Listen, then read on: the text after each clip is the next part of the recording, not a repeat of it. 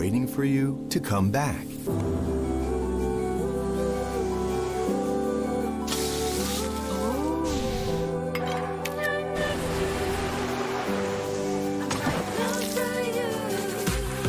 Amazing feelings are waiting for you to explore again once the world is ready.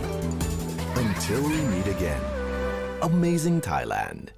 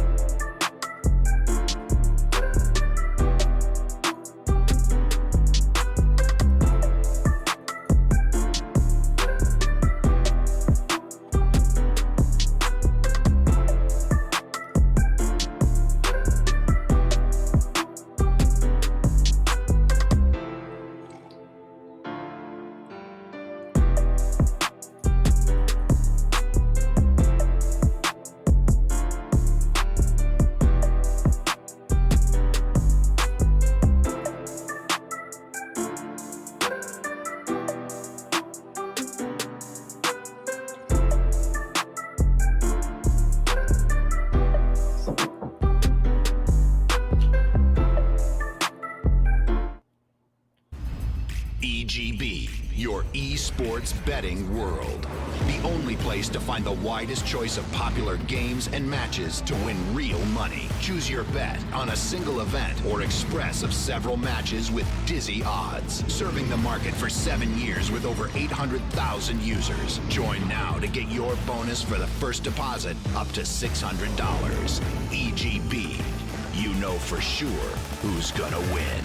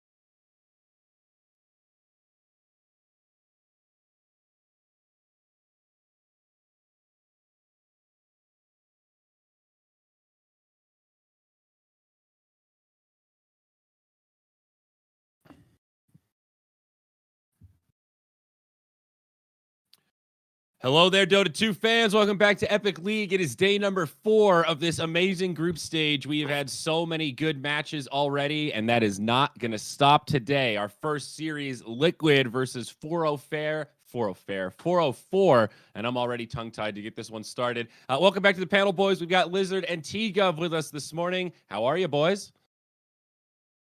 How Splendid. Are you, T? Is it cold, maybe?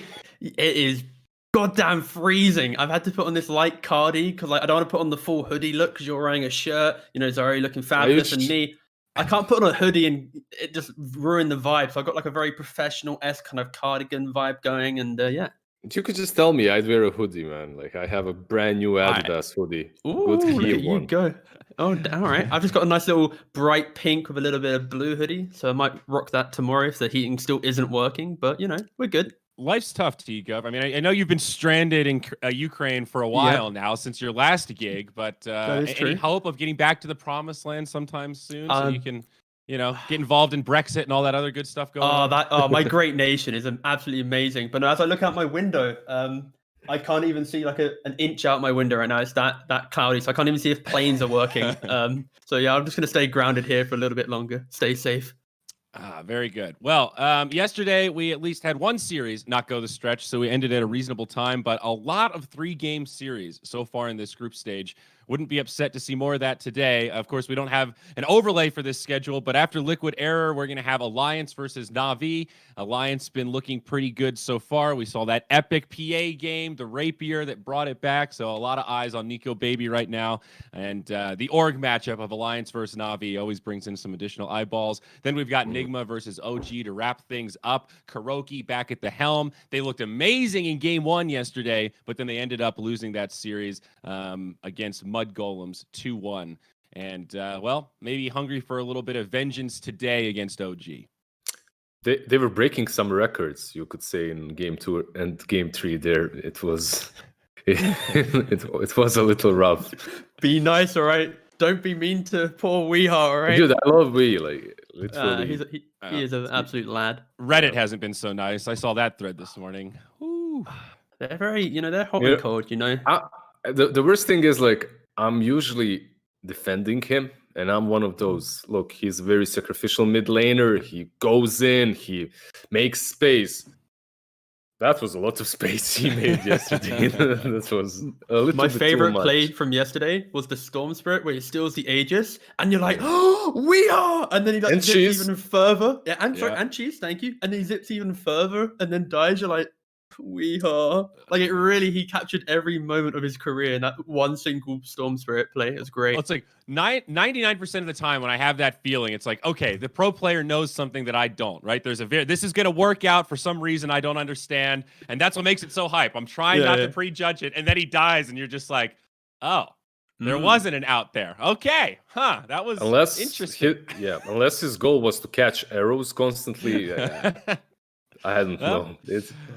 Yeah. So anyway, that'll be our third series coming up today. We'll see how they look. But let's hone in a little bit on Liquid versus Error. We still haven't seen that many matches out of 404. We saw them play against the Mud Golems on the opening day. They lost 2-1. And then we saw them yesterday against Navi, where they also lost 2-1. So they've been pretty consistently putting up decent games, but they have not been winning series.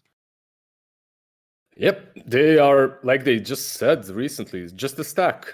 Yeah. Just a stack that's trying to find their form. And even though there are a stack of superstars and players that anyone will always consider tier 1 players, right? If they don't mesh up together at the moment, maybe they won't win any best of threes like they didn't, right? Yeah. So basically in both best of threes, they've won the second game, but also you got to think about they've also had role swaps. So it's not only is it a stack that are, they're doing a lot of scrims, they're doing all that kind of foundation to, have good games, but it's the fact they've moved their mid laner to that offlane role, a classic kind of VP play, which is like, we love these players and we really want to play with them, but we need to get them in the team somehow. Yes, fine, just role swap it. That'll work, right? So they're kind of in that position of they're not really backed by this organization with that kind of broad push behind them. They're also having these role swaps. So you can expect them to be underwhelming, I guess, as a viewer, as a fan. But again, they are taking these games like to 3 games each time. They're just lacking that extra little bit of something. Hopefully it comes soon within the group stage, because it would be a shame to see these guys of this caliber just kind of losing out of the groups quite quickly, just with these underwhelming performances, so to speak. Yeah. I thought it was also interesting that Ramses mentioned in that interview about no one a little bit. Like, why is he playing 3? It's like, well, it's pretty simple. We've got 3 cores. I sure as fuck don't want to play off lane. Sumail doesn't want to play off lane. So who are we left with to play off lane? I didn't even read the interview. See, wow. I'm just guessing at this point. Perfect. Yeah. I mean, Ramses said like he went to change regions and also change roles. It didn't really work out. I want to play carry. That's it. Yeah, so. And he also said that no one likes playing in the hard lane and was kind of eager to change something up. Maybe just a little stale playing mid so successfully for so many years. So, so far, okay. I mean, I don't think no one has stood out as like, all right, this guy needs to work on the off lane. It definitely doesn't seem like a no one problem right now. But whoa, we've got a draft. All right, and already a pick, the Slardar opener for Liquid to get us started today. Yeah, and nice dispel against the Slardar. Okay, Enchantress for Just Error. And Io, of course, yeah. I would say normal bans against Liquid are pretty much Oracle, Io, Slardar. So I like the fact that Error have kind of let that through, because it feels like it's one of those things in the draft where if you ban out either, you don't really know where the draft will go. So they take away that Enigma factor and you give them the strategy that they'll probably default pick. The Taiga Enigma, I think you have to deal with that newfound Liquid. It's what they used to play like 4 years ago when they just formed as a team. They would play it on offlane or position 4, and it's good that they take it away together with the Insania Oracle, but maybe they can answer this Wisp. They already though picked Enchantress, so the way Enigma did it yesterday in that game 1 that they crushed with Ancient Apparition probably isn't going to be possible unless you put it on a core like an offlane or something similar. One of the other things that Ramses mentioned is that since they're a stack and not a team, they are experimenting a lot. He's like, right now we're just trying new stuff. We're not afraid to lose and do something different. So expect maybe a little bit of unpredictability. And there you go. A troll in the first 2. I think this is the first time we've seen this so far in Epic League. It is very good against the Slardar, right? If you just think about the basics of when to pick troll, this is going to be it. Physical damage in lane, you can answer it. So he's going to have pretty much no pressure. Ench will have an okay time kind of supporting him. It's not like the... Go on, so what's that? It's a power lane. It's a power lane, really. Yep. Enchantress and Troll Warlord don't suffer against Slardar at all. Your sprint doesn't work. Your bashes don't get primed because you're missing constantly to Whirling Axes. Io doesn't really help out because he has no armor versus Enchantress, and her creeps. Perhaps a Blightstone on Ench is really good here too. Like, this lane, if they lane it together, and if Io and Slardar are together, should be easy for 404.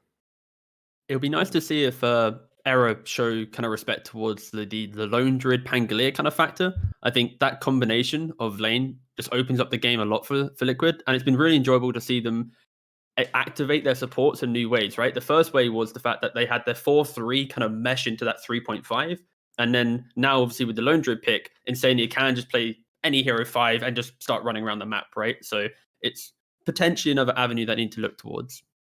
I really like that Pugna ban from 404. Really good hero to counter the troll.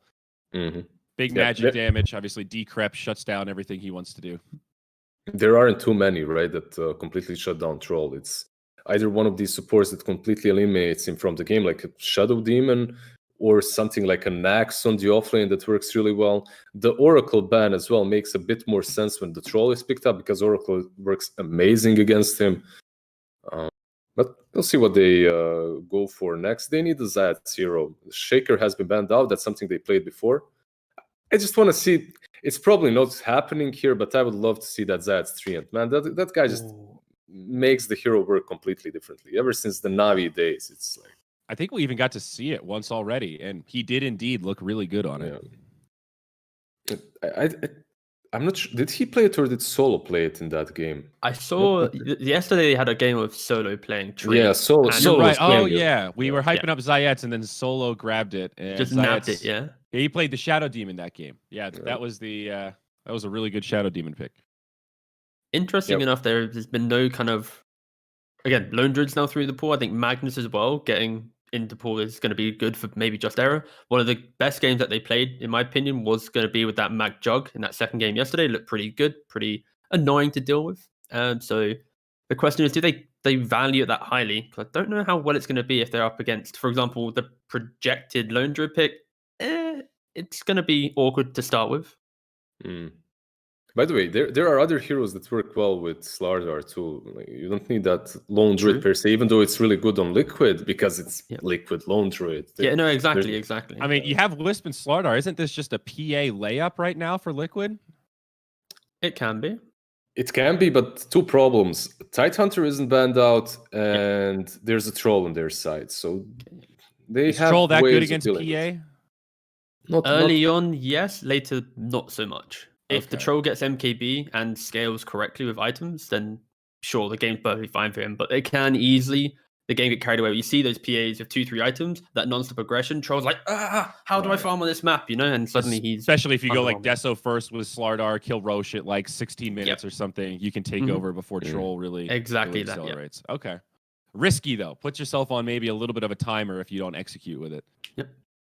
The thing is, I feel like Liquid as a team, they always, once they have a strategy that they're great with, they'll just pick it. And I have this tingling sensation they're just gonna pick it. Go on, give me the Lone Druid or the Pangolier. You love just your strats. You don't like being out of the box when you're winning. Go on, do it. It's Liquid. I completely agree with this. My man. They're nerds of Dota. Like the way they play this game is always the same pattern. If it works, don't change it until it doesn't work. Until it doesn't work. So, and even why then, are they taking so long? They do have a lot of options here.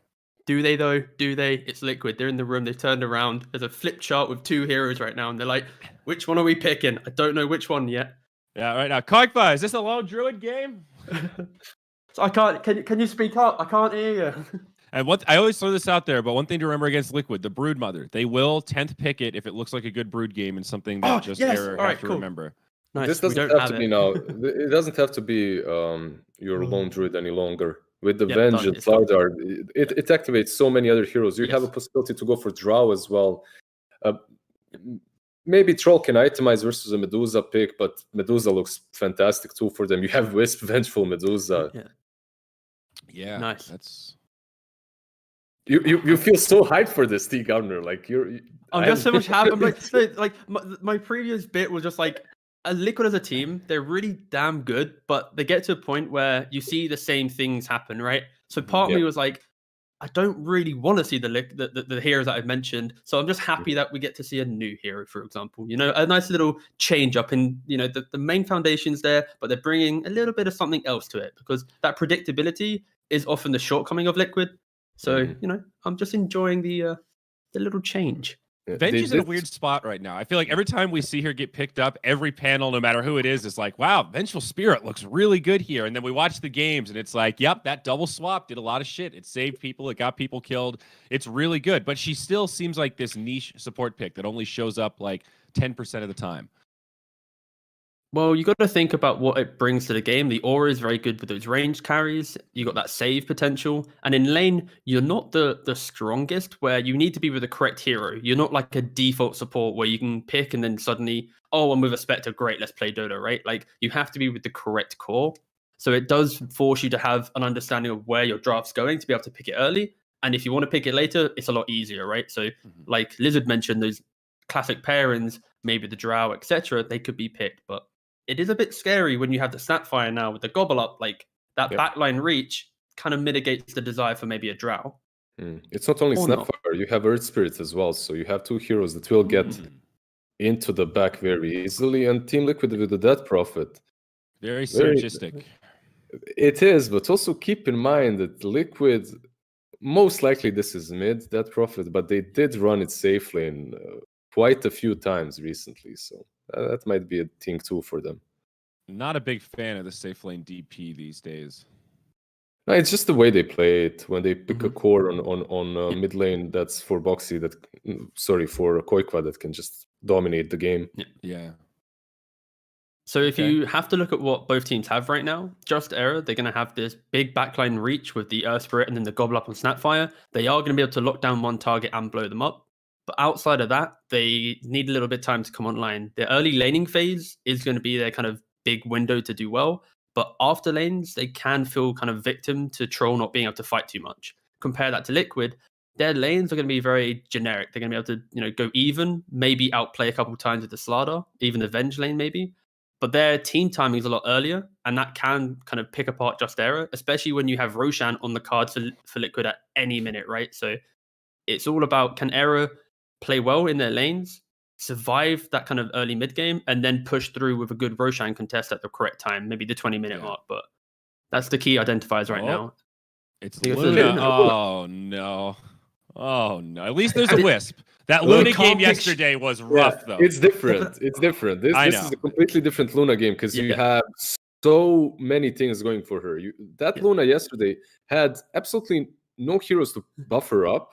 And it was played versus she had Alacrity. And a Shadow Demon Lizard. There was a Shadow Demon in there. The Shadow. Exactly.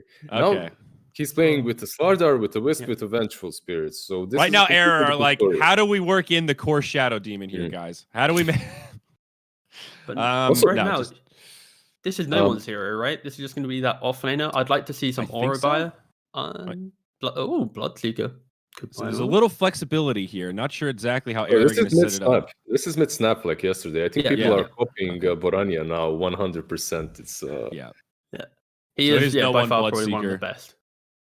So the way in which Error have responded to this push is the fact that they can bring 2 or 3 heroes to try and delay that push and open up the game for their troll. You're going to have the Enchantress can send her creep to grab waves if needed, but you do have the Snapfire Bloodseeker combo to defend these early objectives. It might buy enough time for Troll to come online, and eventually Troll will be a raid boss in this game.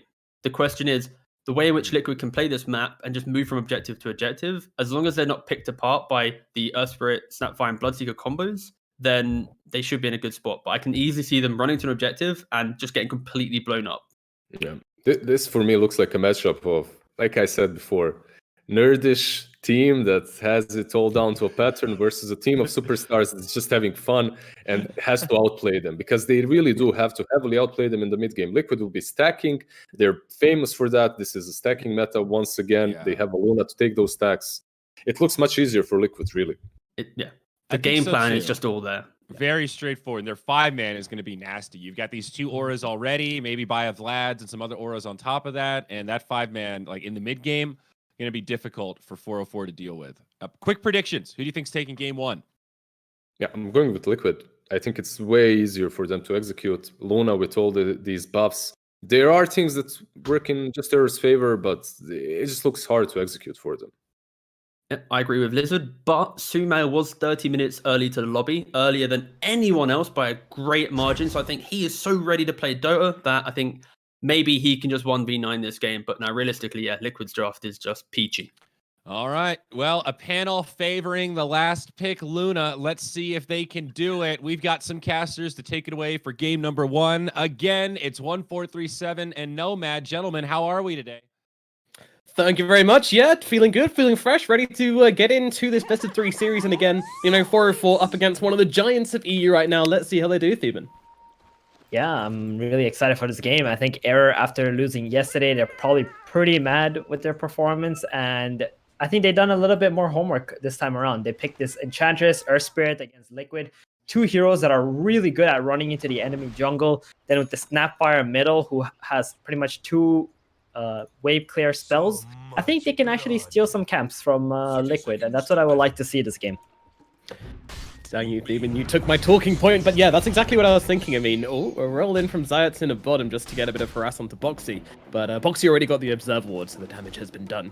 But yeah, I mean, I think we've been calling for a lot of teams to either, be the one stacking, and if you're not the team stacking, then we want to see some evasion going on. We want to see some pressure into the enemy jungle camps, get some vision down and see if you can catch them in the act. Liquid are one of the teams which is going to do it, and when they're playing with a Luna and Avenge, there is absolutely 0 chance they're not going to be stacking this game. So I really want to see 404 taking the initiative and going and doing a bit of invading and seeing what they can find as Tiger gets the tether away, getting away from Zayats and Enchantress. So let's have a look at some of these lanes. In the middle lane, of course, we are going to have Quickfire on the Death Prophet versus Sumail on his Snapfire. Who do you think is going to come out ahead in this lane? Because we haven't seen that much Snapfire until the last couple of months, really. Yeah, it's just 2 wave clear heroes in the mid lane. I think they're both just going to be getting their farm. It's going to come down to who gets the bounty or the power runes at 4 minutes. Most of the fighting in this game is just going to come down to the side lanes here, especially the Slaughter. That's the lane I'm most interested in. This is not an easy lane for Slaughter to play into. 2 range heroes who like to poke a lot, and then once the Enchantress does manage to get a creep, I'm not sure if the Slaughter is going to be able to sit in the lane at all. Yeah, no, we were actually talking about this because the moment Liquid open with it, I'm always just like, oh, Slaughter IO, that's very scary. We've seen this combo do horrible things in games and completely take over lanes, but it does feel like this is a really good answer. I mean, obviously the Enchantress, she's got the enchant to get rid of that Guardian sprint, and then of course the Troll's got the miss chance and the slows to kind of stop that Bash to the Deep being super annoying, and just generally between the 2 of them, they've got a lot of damage and a lot of lane impact with these axes and with these creeps. So I'm feeling pretty optimistic about 404's chances against this power lane at bottom.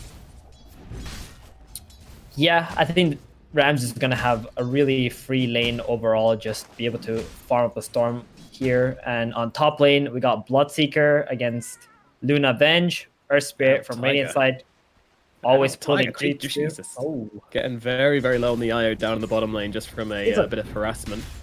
Has 2 Fairy Fires and a Healing Salve, so he's definitely baiting out some pressure so the Slaughter doesn't feel it.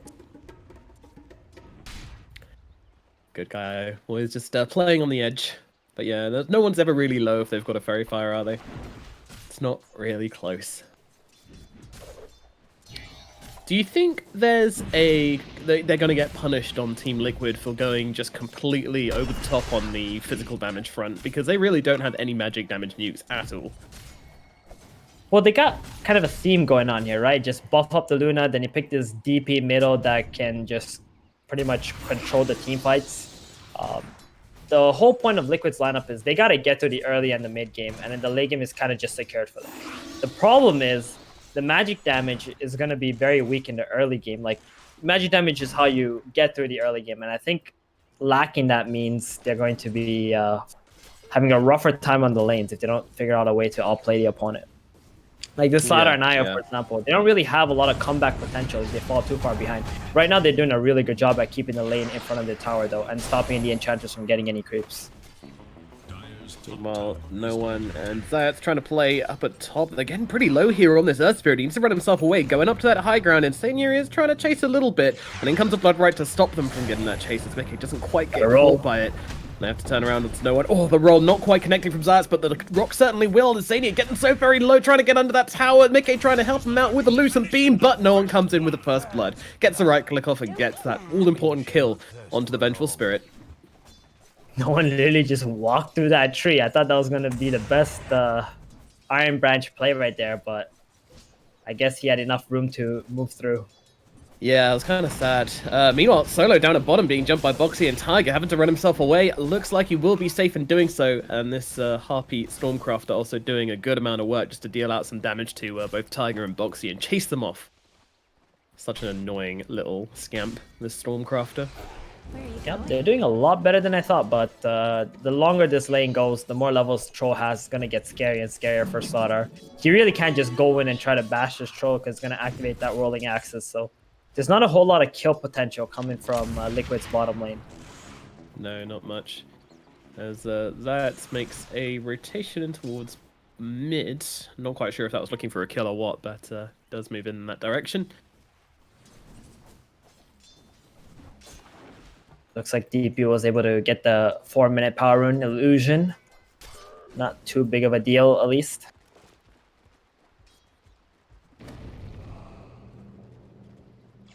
Yeah, it's not something which you're going to be crying and getting your keyboard all wet over.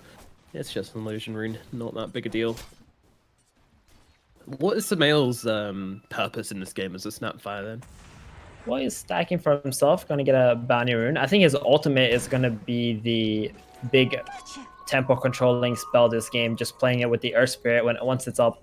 Maybe go top lane, get a roll in and a slow, and then like three Mortimer kisses, and someone's going to die pretty much. So. Meanwhile, Insania in a bit of trouble here as right clicks come through, spells being used, and they're going to be able to bring him down. But Zayats taking a lot of damage from the tower at the same time with his illusion chasing him. Might be able to finish the job. Turns around for a hit onto no one, though. Needs to finish the job, and with that urn, Zayats going to be able to heal himself up quite substantially. He's going to continue running away from that illusion, and should be okay with the roll. And even going to snatch himself up a bounty rune in the process. Bottom Ramses actually getting gone on here. By the Ion the Slaughter too. Not a whole lot they can do against this lane. Just trying to apply what pressure that they could. Yeah. It has been a battle of resources down the bottom lane as Solo and Ramses just deal so much damage to this poor little fishy and his little ball of light, to them having just heal up, pump out that regen, and basically just survive, as you say. It's really nice how Liquid managed to make this bottom lane 50-50, although it's so difficult. They blocked the big camp with the Sentry Creep. Oh, actually, it falls onto the troll here, but Zayats is coming on over to help out onto Boxy. Boxy's getting super low here, trying to heal him up with Tiger, but it's not going to be enough, and they're going to be able to drop Boxy. Nice rotation in from Zayats at just the right moment, just as Liquid decide to try to go on to play onto Ramses. Zayats turns up at just the right time. Yeah, he just was in base, healed up, notices there's a catapult bottom, connecting to his team bottom here, applying some pressure to the tower. They might even try to kill the Slaughter once again. We're going to TP right in front of the tower. Yeah. It feels like Ramses is doing a little bit of baiting here. Doesn't have the level 6, so it is risky. Zayats comes rolling on through, looking onto Boxy once again here. Solo also pumping out the damage with those impetuses. Boxy getting kicked back as well. It does look like they're going to have to damage need a little bit more. Tiger is there, but no. Boxy will die, and 404 get another kill. Oh my goodness, that is a death without a TP as well for the poor old Slaughter. He's going to have to make the walk of shame back to that bottom lane. That is a huge kill, and he really should have expected that. It's a very classic kill into kill again once they TP back in, so they can't get any farm, and they have to walk back to the bottom lane. Taiga will be able to soak up a little bit more experience, but this Slaughter is going to be falling behind now. Yeah. There's almost 1,000 gold difference between the Troll and the Slaughter now in this bottom lane. Wow. That is concerning. No. This is the nice thing about What's that? Oh, I was just saying that you mentioned it was 50-50 earlier, and then like the moment you say that, Zayats comes rolling into the bottom lane and ruins it. Right, and Classic. that's what I mean. It's the power of the Bloodseeker here. He has so much sustain. He can just sit top lane. You don't really need to help him, and this frees up Zayak to just move middle or bottom. Even on the DP, they can probably have a lot of kill threat there too. Oh, Ramses gonna try to TP out. Oh, that was close. Just about makes it. It's the male smoking with Zayak here. Oh yeah, they're looking for a movement down and bottom. They've got that level 6 on the Snapfire. Level 8, in fact, could be a really nice jump here. What can they find? Rolling forwards onto Koikva, jumping forward with the creep so that they can get the net off the smell. Not really going for the Mortimer's kisses here, and actually probably needing to back himself up, but don't have the lockdown to get these kisses off, so they're not going to try it. Unfortunately, that roll from Zayats didn't connect, and I think that was every symbol they needed from the side of 404 not to make that play. But good patience from them. They didn't try and force it. Yeah, definitely. And at this point, Rams just has rotated towards top. He realizes bottom is just not a lane that he wants to be in. They try to rupture up the Luna, but, you know, she's just too fast. Level 1 rupture doesn't do a whole lot of damage. Walks back into a tower. She's all right.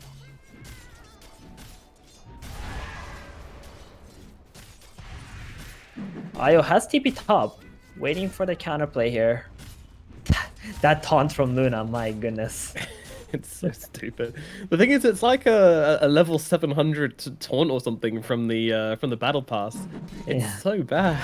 I don't understand why it's so high. Oh, Koikva going in from the side here, popping them ghosts, trying to bring down Ramses as quickly as possible. He doesn't have that ultimate leveled up on Ramses. Could be in some trouble trying to run himself away. Crypt Swarm is onto him, but they will finish the job. Zania does die. Zayats just comes yeeting into 4 heroes here. Could have been his mistake, but he just gets out of that blood right, and he is going to be able to get himself out. So Zayats lives, and it's just going to be a troll wall or trading for Avenge. That is something which Liquid are going to be pretty damn happy with, and maybe they can even get more here as they find Zayats once again. Can he get the roll? He cannot. A bash comes out from Boxy, and they get that kill, and now secure this big stack as well. Oh, this is extremely awkward for Era. Troll comes top, ends up getting hunted by 5 heroes, dies, and they're going to get the bounty rune here too. Maybe even a Bloodseeker, although the Mortimer's Kisses coming on over the top, trying to help out here, and a decent amount of damage coming down from mid one. They will be able to find themselves 1 kill onto Boxy, and no one's also going to be able to make himself away. He's with that thirst very, very quick, and can just run himself out and keep himself nice and safe.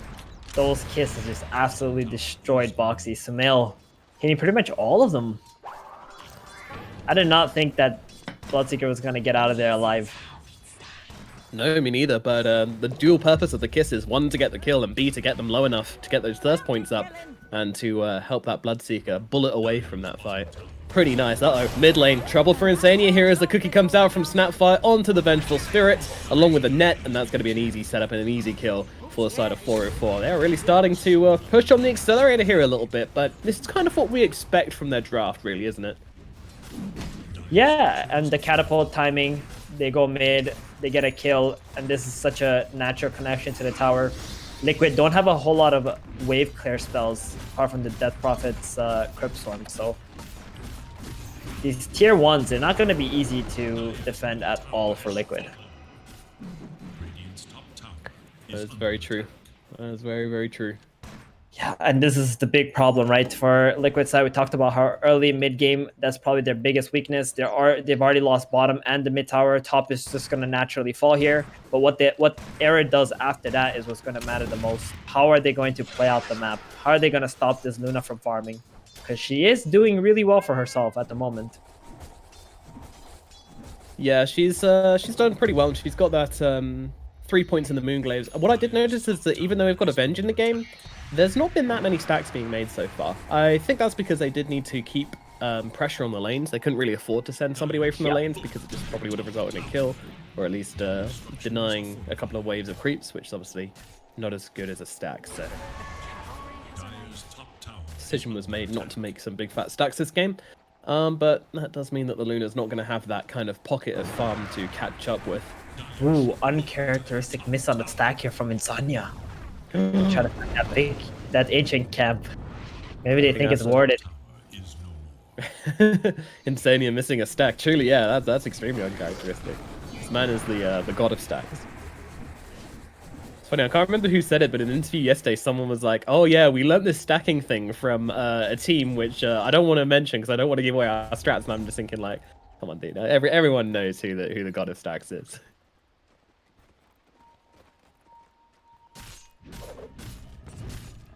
Doesn't feel like Liquid have any plan of action for the next couple of minutes. Boxy is still at about 1,000 gold away from Dagger. Death Prophet by herself can't really accomplish anything. Venge is just like, I mean, I can sit behind you, but I can't really lead any ganks with the skill build and my game plan here. So just gonna chill on their side of the map, farm it up. Eric kind of doing the same thing. Oh, Snapfire already has Aghanims. Oh, dang. That is really big too. Yeah, I think Error. Speedy eggs. Yeah, they're gonna want to do something soon. He's actually TPing bottom already on Sumail. He can toss in the Bloodseeker, or he can toss in Earth Spirit. Probably Earth Spirit. Much better choice. Yeah, I don't think they'll be expecting this one as well. Very quick eggs from Sumail. Just going brown boots into the eggs. Who will they find is the question. So far, no one's showing up. I think they might be having to look in a little bit. Oh, Solo walking into Quake for Insania here. This is a pretty brave rotation. Try and go for the TP away, but the swap's going to cancel it out. One being used. Crypt Swarm to follow. Another life drain will be needed. Oh no, he comes flying through on the Earth Spirit. Does actually grab the kill onto Insania. Now they're looking towards TP. She tries to go for the TP, but that's not going to happen. And now she'll be dead. There's going to be a double kill for Sumail here as they manage to find themselves a clean couple of kills. A nice bait being used by Solo as well, and realizing that if he does go up this high ground and they jump on him, then they're going to have that aerial support from the Snapfire.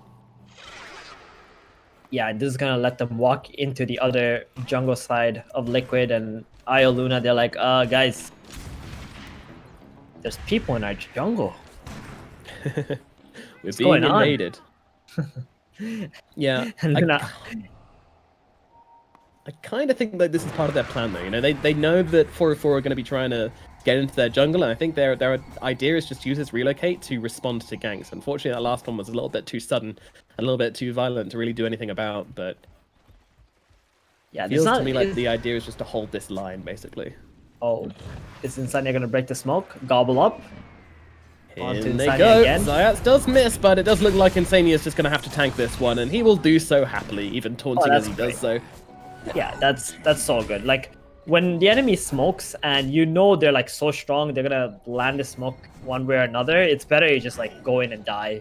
You break the smoke. So your cores on your team can just go out and farm everything, knowing that they're safe, pretty much. Yeah, and Senya's keen as a cucumber to keep dying like that. And they also know that there's gonna be a ward somewhere in that jungle now, so Insania probably will get a free D ward too. Bloodseeker with that Yule's finished up. Gonna send some heroes into the sky. Again, though, Set up Insania. as well. Yeah, okay, alright. This is becoming a bit deja vu here, but this time Boxy comes in trying to save him, but might be able to be another hero for the death pile here as the swap comes out, but just going to lead him into the blood right, trying to run away, but he's got that rupture on him, but in comes Tiger trying to save his life, but the kickback with the rupture doing so much damage to Boxy. Boxy now, the rupture runs out, he can run down the river with that Guardian Sprint. Sumail unable to catch him with the Morn of his Kisses, and Boxy is able to get himself down the river, but the chase is not up just yet. No one and Sumail are still chasing. Can they find him? Looks like they can. Sumail with a haste rune catch them with a lovely little scatter blast. But I got bigger talking fish to fry. Did you get an Earth Spirit fortunate haste rune? Yeah, but they have to use the Exorcism there. Like, you can see how weak Liquid really is at the moment. Yeah. Having to pop the DP ulti just for a position 4 and push off the remaining heroes from chasing further. Mickey, I still think he's like another 1 or even 2 items away from being fight ready in this game. That's quite concerning. Yeah, Luna's a hero at this point. She just doesn't feel that strong. There's something about her. She just feels like she needs to just be like an item or 2 ahead of the enemy core, and that's not going to be the case this game, as Ramses has had a pretty free roam of the map and is doing pretty well in that work. Yeah, she's been farming quite a lot, but her levels is not super high because the IO has been tethered to her majority of that time, so they're kind of sharing the XP. Found a Luna here by Zayat. Oh, In some trouble, Tiger. He's not got the reload actually. 5 seconds, but they do have that mech to try and keep her alive. The team needs to come in and help out this Luna, but that just doesn't seem to be happening. Tiger backing himself away, not looking to help out the Luna at all here, just trying to run as Luna gets finished off by Ramses. Tiger being just hammered away at by no one here. No one. Is he going under the tower? Oh, he is. Gonna pop down that Yule's, gonna pop down the blood right as well. I'll go for the TP away. Ramses comes through with the axis, and right click will be there and will finish the job and give him the double kill. Fantastic plays from 404 as they make their movement up to the top lane and just continue putting the pressure onto Liquid. They just don't seem to have an answer on this Liquid team. They really don't. They can't fight whatsoever. Their team fighting capabilities is just non-existent at the moment. Like, who do you combine to make any kills happen on the side of Liquid? Slaughter and DP? DP has to pop Exo to do any sort of damage to Air side right now. Yep. Slaughter plus Venge can't really do anything either. And even Maybe then, this... like, it seems pretty easy for them to just run away from Exorcism and from Eclipse. You know, they've got Troll, who's naturally a pretty fast hero. They've got the Earth Spirit to roll away. They've got Bloodseeker. I mean, it's Bloodseeker. Meanwhile, it's double damage. Troll's just inside Roche Pit, taking it down super duper quickly here. No response from the side of Liquid. Doesn't look like it. I mean, they would like to take this fight, I think, because they have those kind of AoE ultis, which would do great in the pit, but now we're in some trouble. Swap out onto Mickey, still going to get caught by that rock as Insani is just getting dropped, and he's going to die. Meanwhile, Mortal's Kisses coming on over ahead. Looks like it might be a little too far away, just out of range there, to get the damage off onto Luna. And with the TP away from Tiger, they'll be able to save Mickey. They might bring him back in here, but I kind of hope they don't. Nah, it's just going to be the IO. Goodbye, little IO. Thank you, friend, but your time is done. See you later. I don't think he was ever going to bring anybody back anywhere near no. game. Yeah. When they had the Blink Slardar, so I was thinking like, maybe we might try going for the Eclipse Blink Stun, but no, nothing of that kind of shenanigans happening today. Not only is our error heroes like really fast, they will also be running into like Bloodright, Kisses, Earth Spirit, Ultimate. It's just team fighting all together. It's just impossible for Liquid right now. They just have too many single target heroes. Maybe their heroes work like super late game, but they really can't get there. That's the biggest problem right now for Liquid here. Yeah. Snapfire gonna throw down the gobble up, creep towards Koik, but lands it as well as no one's coming on over. He's got himself a rupture in 1 second, and with that Yules with the silence. Oh man, Koik is in some trouble. And by some trouble, I mean he's absolutely dead. They'll get themselves another kill on the side of 404 up in the top lane, with Ramsey's now on a killing spree on this Troll Warlord.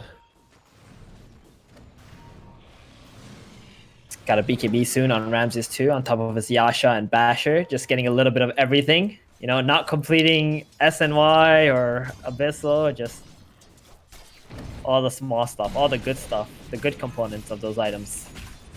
Yeah. I mean, what is the go time for Liquid then? I guess they wait out the Aegis first, hopefully, and then is it like Manta BKB on Luna they're timing? Not even Manta. I think they're just waiting for a positioning error from Error, pretty much, where they kind of like fight with 3 or 4 heroes, or they maybe get some TPs out from them and then try to fight on the other side of the map. Head-on 5v5, I don't think it's really a possibility at the moment for Liquid. But they will try. They're not going to get much stronger.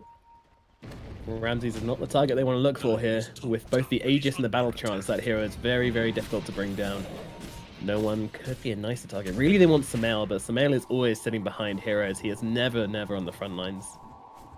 Unless he's trying to bait something out. Solo could be a target. They're pinging out here. They're thinking they might want to go for this. And in they go. Jump and stun onto Zayats in the backlines with the Corrosive Haze coming into him as well. Insania, meanwhile, on the cliff, ready to swap Boxy out. But Insania will be the one dying for this. Meanwhile, Boxy ruptured up, gets TP'd away by the IO. But unfortunately, they have found that little relocate spot. A buyback from the Venge. Liquid might be looking to try this one. And Science comes down to the Earth Spirit as well as they get the D-Ward on the cliff to give them the fight in this fight in this fight. Meanwhile, jumping forwards here, they're going to throw down the Exorcism and try and turn into this one. And with the Eclipse as well, they're doing a decent amount of damage, but Insani's gone down for a second time. Zayats will do, but Ramsey's getting the ultimate just in time to hammer down on the Luna. Luna getting healed up by the IO. Is it going to be enough though? I doubt it. She's going to die. The Aegis will get dropped, but Tiger now all alone is going to get finished off by the heroes on the side of 404, and they do take themselves a very good fight.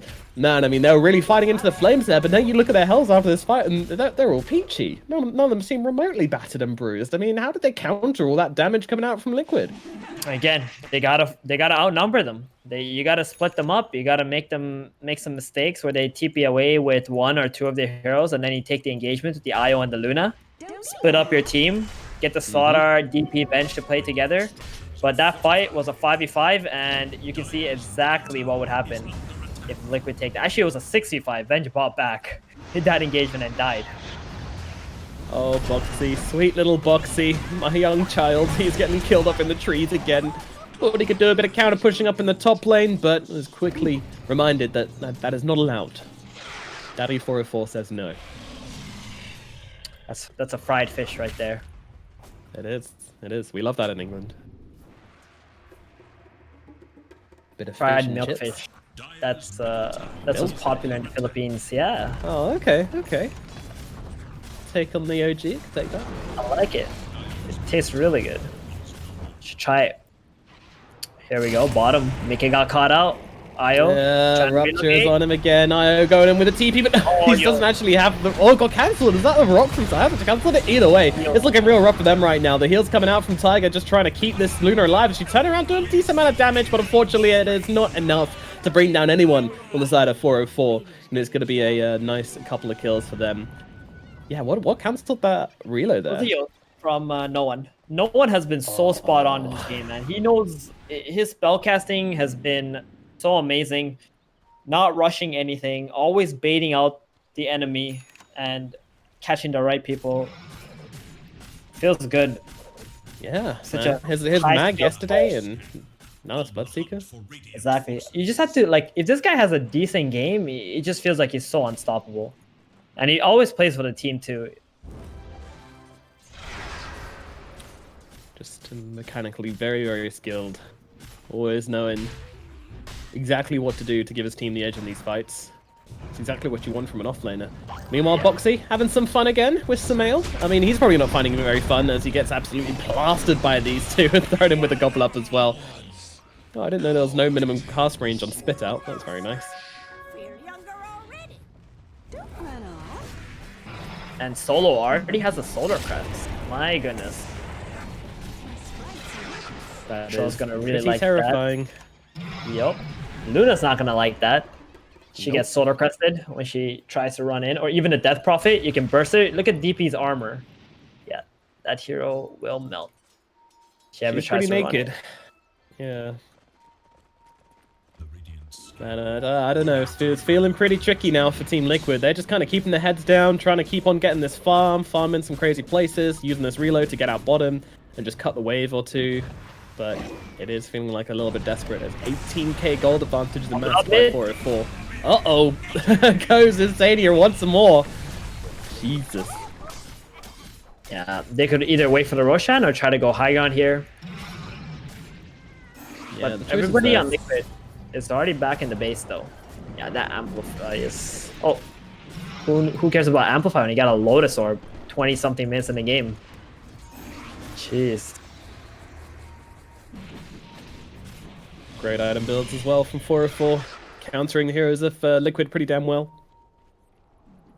Yeah, they don't need to build any glimmers or pipes this game. There's literally zero magic damage coming out from Liquid side. Yeah, I mean, I was expecting maybe like an AC or something coming out from this Troll Warlord. I know it's pretty unusual, but I was expecting it into all the physical damage of Liquid. But I mean, they're just not afraid, so they're just going to keep on piling on with more damage. And, you know, I think he's going for an MKB next. Just wants to continue laying the smackdown onto these Liquid heroes. Right now, they're just trying to get more than just a bench kill if they want to go high ground. If not, they'll settle for the Roshan, but the way the game is going, Liquid has to leave the base. They need items badly. Oh, Insania. Sweet little Insania getting caught out once again. And he's going to get his cocktail shaken down in the bottom lane as Sumail gets that kill. They are just pouncing on anybody they see at this point. Meanwhile, Mickey and Tiger, oh no, this isn't a relocate farm. This is just trying to farm the enemy side of the map. But there was a ward down placed by the Dire, expecting exactly this to happen. As Tiger goes through the trees. Oh, they made some out for now, but they are not happy about this. Eternal Envy shenanigans right here. Running around the enemy side of the map, trying not to get caught. Well, Paladin Sword's a pretty nice pickup for them as well. I'm sure Luna's going to put that in her inventory right away.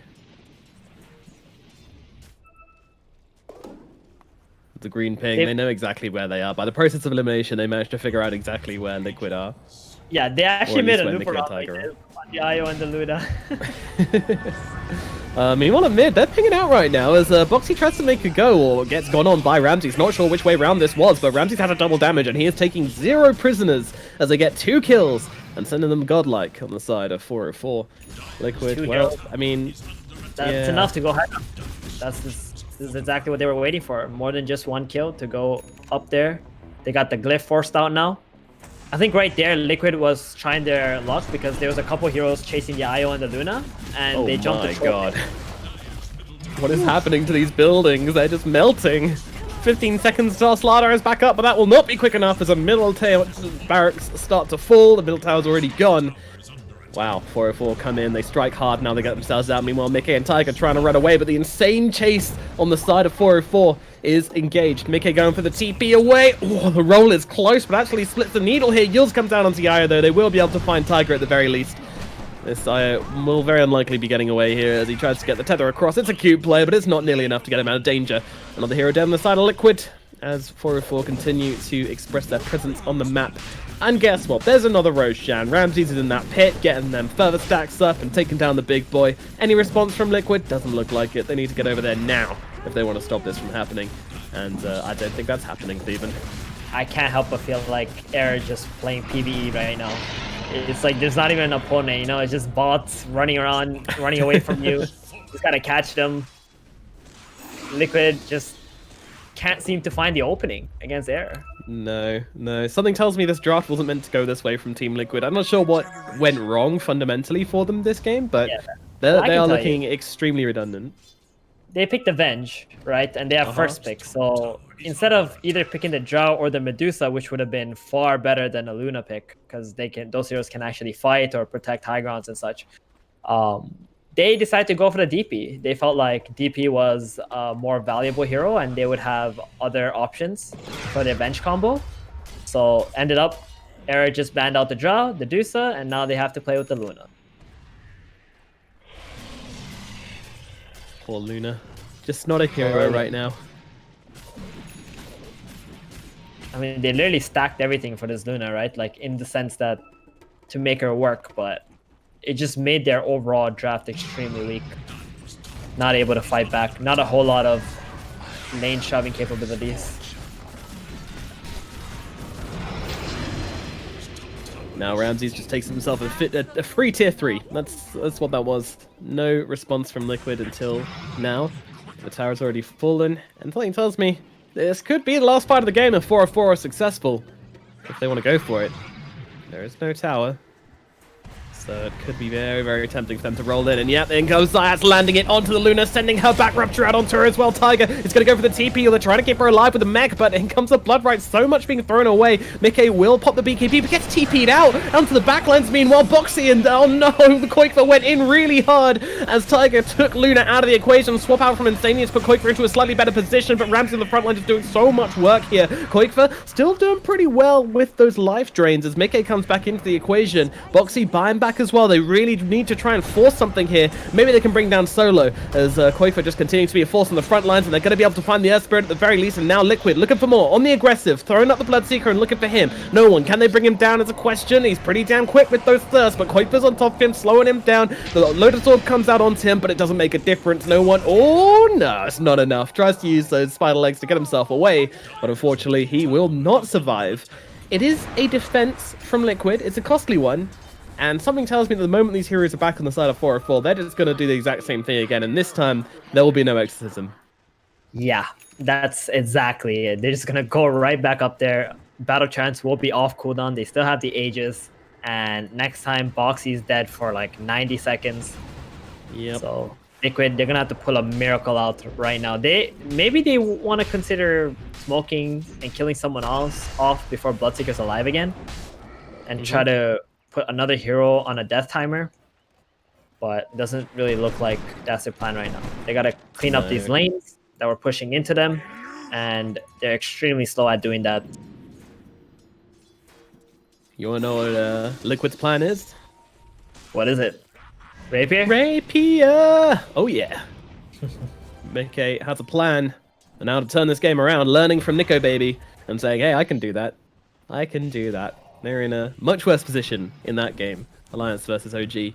Yeah. And Nico Babe was able to turn it around with the insane Rapier purchase. I mean, that was a PA, though.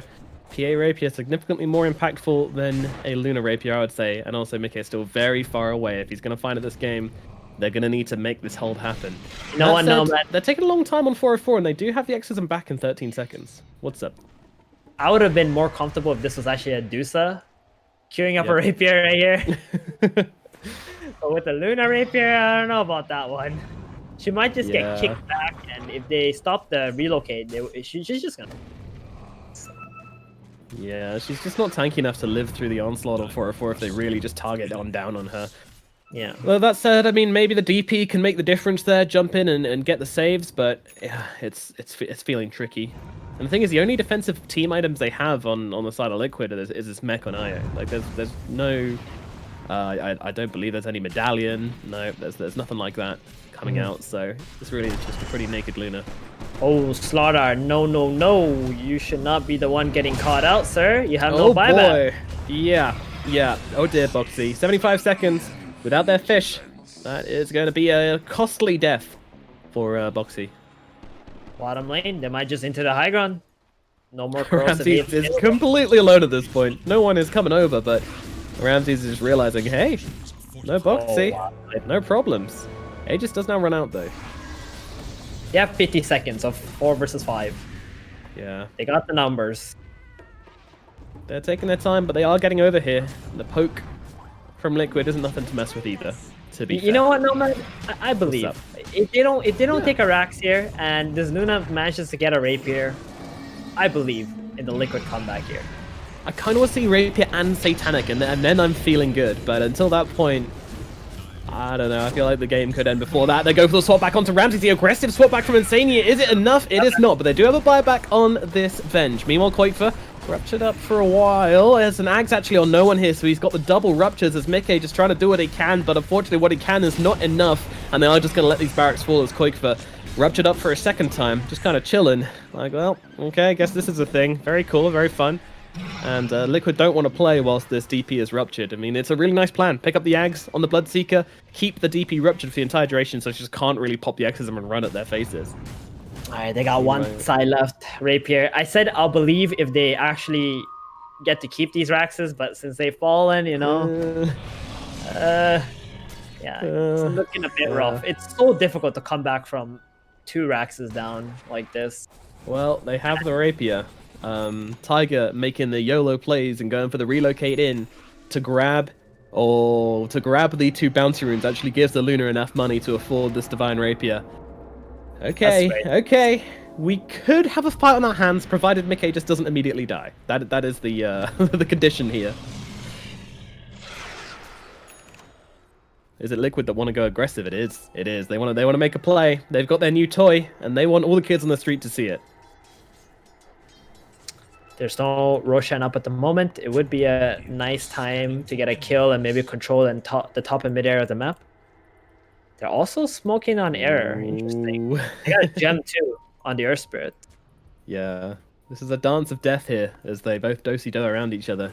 Neither team breaking each other's smoke just yet. Oh my goodness, a double damage Luna. This could be huge. Liquid have everything they need to make the dream turnaround here, but their racks are exposed and they don't have a fortification. Uh-oh. Uh-oh. They're not home, and their barracks are just starting to fall, but they're coming in from behind. What can they do with this Luna with the double damage? Immediately rupture out onto her, see if they can bring her down. She's going straight in for the troll wall, and he's losing his health so quickly, but then goes for the ultimate. He's going to be able to take down Insania and Mickey back under the tier 4s as Koikfa runs into the middle of everybody. The ruptures are out, though. Koikfa has to stand his ground. Luna now trying to turn this one around, dropping that Eclipse and running on forwards. Can they do any damage, though? Can they actually get off these right clicks? The answer is no, not really. They're just backing themselves out on 404. They've taken the Megas. Now Mickey looks across towards Zayats. He might be able to find himself 1 kill, but still, no. The BKB from Zayats helps him out as the rest of the team are just dropping here. Nice jump in and stun from Boxy. Samel just jumping onto Mickey's face, and he's going to get obliterated. Mickey now has to stand his ground. 1 versus 4. It's just not going to happen. Down goes Mickey. An admirable attempt from Team Liquid, but unfortunately 404, I mean, from draft to early game, right through till the end, it just looked like it was them from start to finish. And Liquid, they just couldn't find the components needed to make this draft work. Yeah, this draft matchup is just so one-sided for the early and the mid game, and Error, you know, these guys are amazing players. They know exactly what to do to punish this laning. Earthspray, Zayak, his rotation bottom was spot on. Then they just took one tower after the other, and Liquid just never could come back after that. They had so many single target heroes, not a whole lot of team fighting, and it was just too difficult. Yeah, man. Insania at the end there as well. 1 and 16 on the Vengeful Spirit.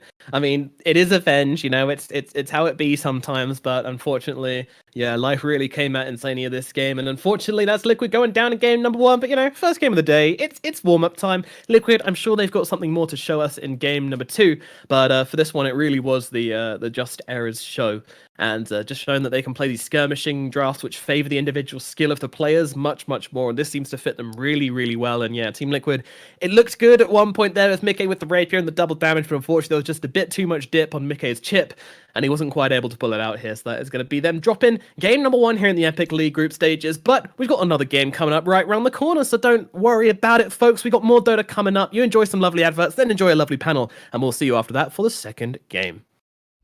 EGB, your esports betting world. The only place to find the widest choice of popular games and matches to win real money. Choose your bet on a single event or express of several matches with dizzy odds. Serving the market for 7 years with over 800,000 users. Join now to get your bonus for the first deposit up to $600. EGB, you know for sure who's gonna win.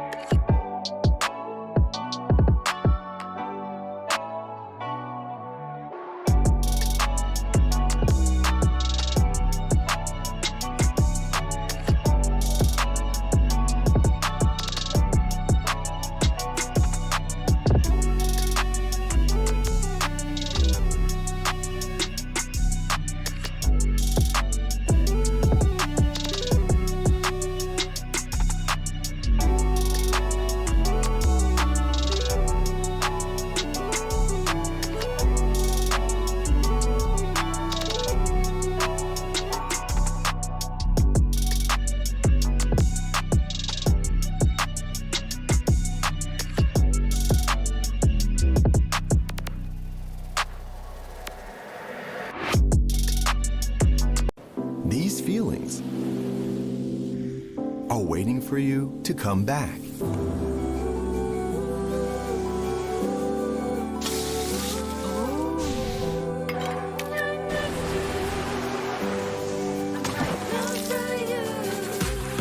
Amazing feelings are waiting for you to explore again once the world is ready. Until we meet again. Amazing Thailand.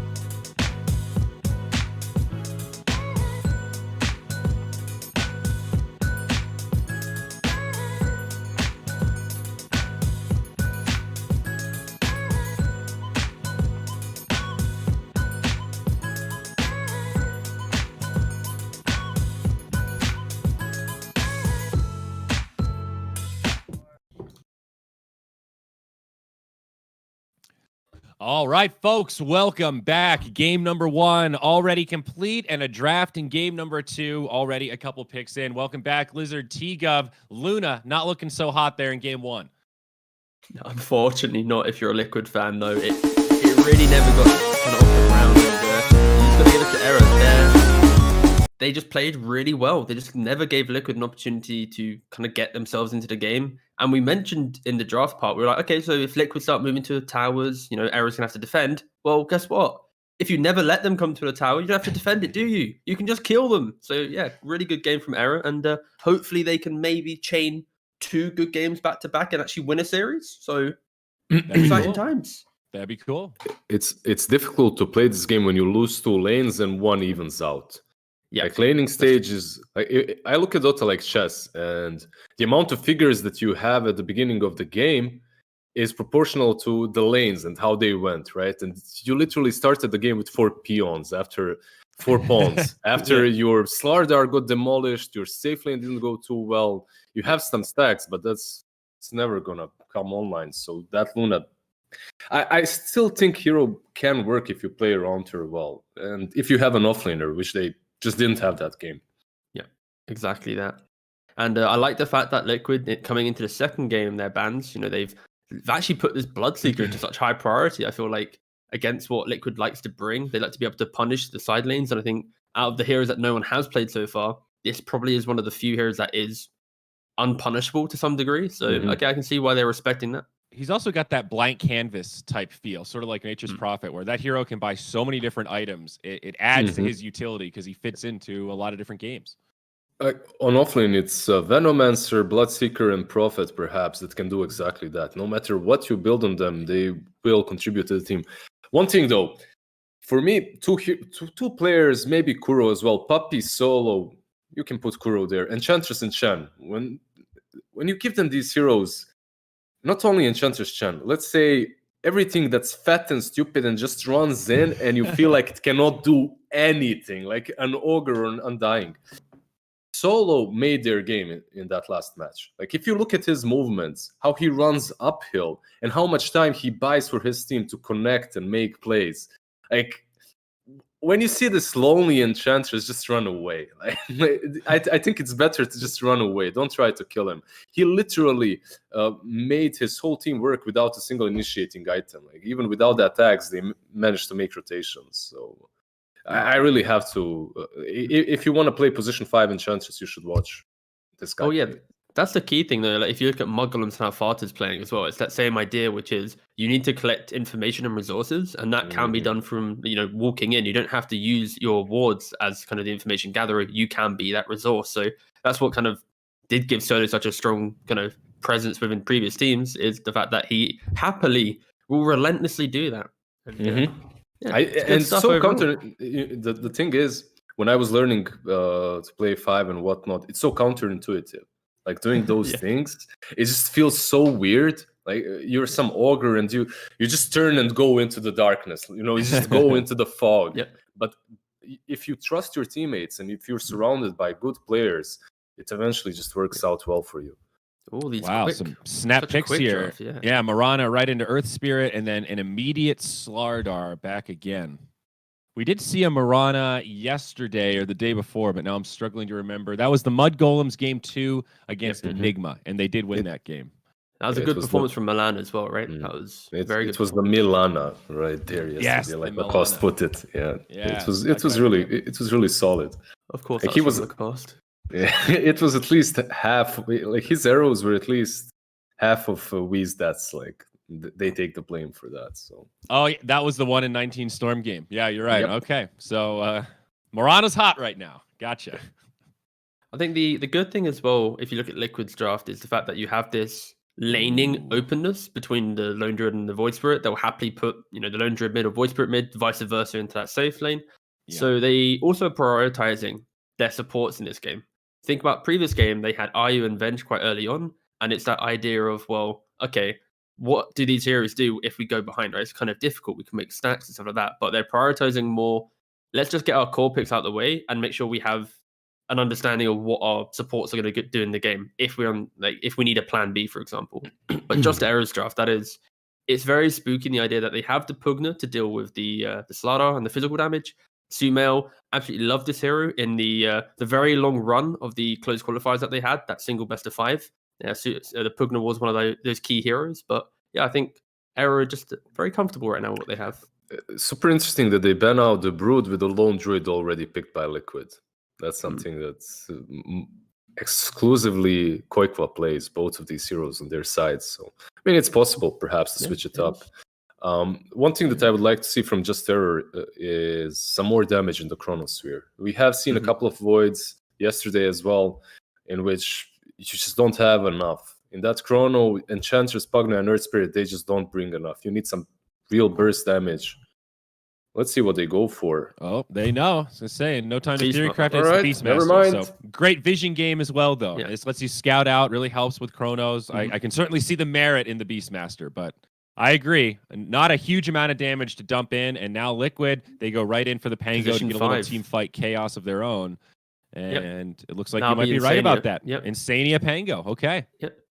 So I like the idea of the Beastmaster for the fact that it also gives Void a little bit extra damage early on. He likes to buy, the Solar Crest potentially on Beastmaster. You can put that onto your Void, the Aura as well. It gives you an extra little bit of something kind of indirectly for the Chrono. So it's not like kind of that instant visual damage, but it's also the annoyance in lane and the ability to take towers. I love when I see these big hard carries, a way in which you can move around the map without that Void, because then it means you can force, Liquid to have to react. And when they're reacting, like we saw in that previous game, guess what? If you have a way to move through the map and you're reacting, you can't take objectives and do things. So it plays into how Error won that previous game, I think, is why they're picking up the Beastmaster. It's just the philosophies they want to kind of tick. Yeah, I do really like the Pugna pick as well. I'm excited to see a Sumail Pugna. High expectations here for him to pop off mid. They have multiple ways of getting rid of Mickey's shield as well. All of these spells, you can slow them down. You have Beastmaster with Necros later on, Enchantress early on in the laning stage. But the lane still looks solid. Yeah, it's Void this time around. It's not a troll. and it's not nearly as strong, but Enchantress makes that lane still doable, workable, I think, versus Slardar and Void Spirit. Yeah. The key difference is, though, there's, like you said, with the Void, it takes a little bit of time, and there isn't that instant accelerant for the Void to just suddenly appear with a lot of items. So Liquid are going to have that time to get online and start actually having a real presence in these even fights, and it's not going to be that kind of, oh, look, you have no towers, we're going to own the entire map. So it's going to be a much more even game, and this is a Liquid draft. They're confident, the Lone Druid and that Pango combo. So again, I still prefer Liquid's ability to execute this lineup, but after Era's first game, they look good. All right. Well, 404 perhaps on the cusp of their first 2-0 victory in this Epic League group stage. Let's see if they can do it. Nomad 1437. What's going on over there, guys? We need some casters. Oh, Nomad, you rascal. You're he's Nomad. Oh, man. Once again, every damn time. There's always one. I'll tank it for the team this time around. But yeah, howdy, everybody, and welcome to those lovely casters you were looking for. We'll do our best, Thiebman. Yeah, I do agree with the panel on these drafts. Do you think it's slightly 404 favored? Oh, yeah, definitely. I see a Pango position 5, and I'm like, it doesn't matter how good your other heroes are, or if you got like a Koikva Lone Druid in your draft. I just can't get on board with this hero. I mean, I hope Insania proves me wrong here. Would love to see a game 3, but I'm just not a huge fan of this. I just feel Era's draft just looks much more well-rounded. They got a lot of auras, good damage output, and I think eventually Liquid, they might face the same problem like last game. Yeah, I think that's a real possibility. I mean, at least they have this Void Spirit in the middle lane. The Mickey playing on the Void Spirit, he's going to be able to offer a decent amount of mobility, control, and damage in the early game, which is something which the Death Prophet definitely wasn't doing. That alone makes me like this Liquid draft more than last game, because I feel like Death Prophet and Luna kind of just, it's very kind of non-committal. I don't know, it's kind of full committal and non-committal at the same time. You just can't really jump in and go like boom boom, hit some kills, hit some nice low cooldowns, some stuns, etc. Just none of that. You have that with the Void Spirit. So that alone, I'm putting a lot of faith in Mickey. I think if he does well in this mid lane, then we can see him start to take over this game. However, I think Pugner is also a pretty good matchup for Sumail, though. Oh my goodness, Solo, yeah, he's getting very low. The right click comes in from Tiger, and that's going to be your first blood going down. Goodness gracious, that was thorough from Team Liquid up in the top lane. Much better than last time. Solo, no Fairy Fires. Yeah, that's a yikes. Normally you see Fairy Fires on his Enchantresses and more stats. He's opted for the Blightstone build. It's a bit more aggressive, but I think quite scary in some of those situations like that one. Roll in though from Zayat, so looking for some revenge onto Tiger here. He doesn't have the level 2, so no leap away from him, but a beautiful 2-man stun from Box. He's going to get him out of there, and he will be able to be okay. Now actually looking for the turnaround damage, but both of them dropping pretty low on Liquid, so not really looking to continue this trade. But still nice from Zayat just to roll in and offer a bit of kill threat onto Tiger. Tiger does have to be careful here, because if they have the balls now. He's got the leaps. Okay. It's going to be okay. Yeah. That's why he's so confident. Level 1, it's a bit scary when you only got your arrow. I will say, though, that Liquid do have 2 favorable cores against Faceless Void, in the laning stage at least. But they do get the one that they wanted, which is Faceless Void against Lone Druid in the safe lane. And the reason why I was able to TP down here is because when the Slaughter showed top, they noticed he only had 2 teleport scrolls. Understanding that he actually TP'd up there, he instantly TP'd bottom, and now he's in a decent spot. You hate playing Void against Slaughter. It's such a hard matchup. I think we saw Matuma Man yesterday against Toby get absolutely demolished in the lane. Yeah, you don't want that happening again. No, you do not. You want this Void to be as safe as possible in the laning phase, and hopefully setting up for a good early mid to just kind of accelerate and get farm and become that unstoppable Void, which you know he can be. You want him to become everything he dreamed of as a child. Ooh, interesting. Sumail going for the Nether Ward on his Pugna here. It's actually stopping the Void Spirit from gaining any mana in this lane. Quite annoying. Yeah, it's pretty annoying. I mean, I'm sure he can just get out. Oh, it's got a bottle now, so that's going to help out. But yeah, it's also stops him being able to freely dodge the Nether Blast with Dissimulate. Obviously, he's then going to take some damage from the Nether Ward. So I kind of like the idea. It's a bit unconventional, that's for sure. Yeah, Void Spirit is a good hero to last it against Pugna's Decrepify. He's got that Resonant Pulse and the Dissimulate, so Sumail getting a little bit more creative in this lane. Dire structures are fortified. Meanwhile, Tiger, landing a great arrow onto Enchantress down here. Might be able to finish the job. Has another leap available, just sitting on top of Solo here, trying to finish the job. Solo does have a verified. Tiger's going for it, going in deep and getting the kill, and then going down for it. But beautifully done by Tiger. I mean, that is worth it every single day of the week. But meanwhile, elsewhere, Boxy is going to actually get a kill onto Zayats deep on the inside their own map. So Liquid, I mean, doing really fantastically in this laning phase so far, at least when it comes to the kills. But the lane top, though, seems like pretty disastrous for Boxy. Surprisingly losing this lane to the Beastmaster. 24-11 to 9-0. Can you give me a no one god here? Yeah, I can. No one god. He's playing him right now. He really is. I don't think I've seen a Beastmaster win a lane this hard before. This is actually insane. And it's against Slaughter. Like, a hero who loves... I mean, is this the Pangolier effect? Is this the position 5 Pangolier already kicking in right here? Oh, you don't believe in it, do you, Theban? You don't believe in it at all. I don't. I mean, is it one of these position 5s which is like very greedy in the early game and kind of cause you to lose a game, but if you can get away with it, then it's going to kind of pay itself off in the mid for these team fights? Yeah, maybe. Tomato Man. Oh, with top the plays. lane. No one will... That Hellbear Smasher is helping Liquid out so much here. Thanks, buddy. See, who needs Insania when you've got the Hellbear Smasher? I wonder if they were thinking we need like some kind of wave clear 5 or something, and it opted for Pangolier, but also team fight. I'm not sure. Oh, no one though. Stroke was available, but yeah, they're gonna get him here. Okay, there we go. The gods shall fall, and Liquid take another big bite out of this lineup. Meanwhile, Tiger down at bottom, getting pretty damn low, but it's actually Koikfa who gets himself the kill onto the Enchantress. Once again, Tiger playing on the cusp, but once again coming out with the win. At least they're able to suicide to this. Oh. I thought she was going to suicide to the tier 2, but she actually wants popped an arrow. Clarity. Wants that big creep. Greedy girl. You got to keep arrowing camps as a Mirana to maintain your farm, especially as a 4. Gotcha. Got the healing style coming out too. Wants to continue to stay on the map. Okay, fair enough. It's good. If you go back to base, then you are just walking back to base. Here, now can we get a Theban lane review on this middle lane and how it's all gone down? Oh yeah, this is the Sumail factor right here. But Mickey does get a Invis rune though. They might be able to set up for a kill on middle. But Taiga has other plans. He notices top lane is getting... Top lane, yeah. Boxy's going to get dove under that tower with Zayats, No One, and Solo. Zayats very, very comfortable in this Earth Spirit and making a ton of plays across the map with it. Yeah, Aaron's doing a really good job at playing this Radiant side. Early aggression. And Tiger tried to come in and snipe the catapult, but Zayats just tanked the arrow for him. And they're gonna farm up the stack here too, it looks like. On Radiant.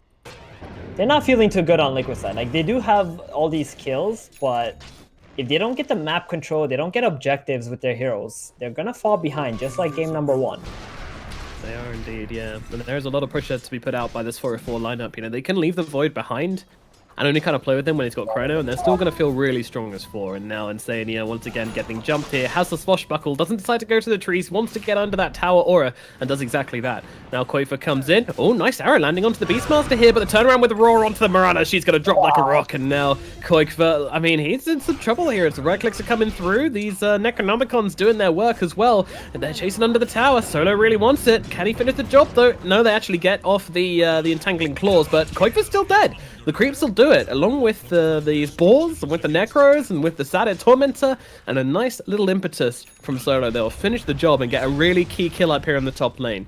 That said, they did manage to bring down No One on the sideline with a rotation in from Mickey, but still very much worth it from 404. Oh, they're in absolute control of this game. I mean, they trade the Beastmaster for the LD. They feel great about that. Bottom lane, Rams is able to get the Chrono off and take the tower with a kill. And now mid is going to be Radiant's next target. And one thing to note in this draft of Liquid, they don't actually have like a stack clearer on their team, right? Normally they have at least one hero, like a Storm or Sven.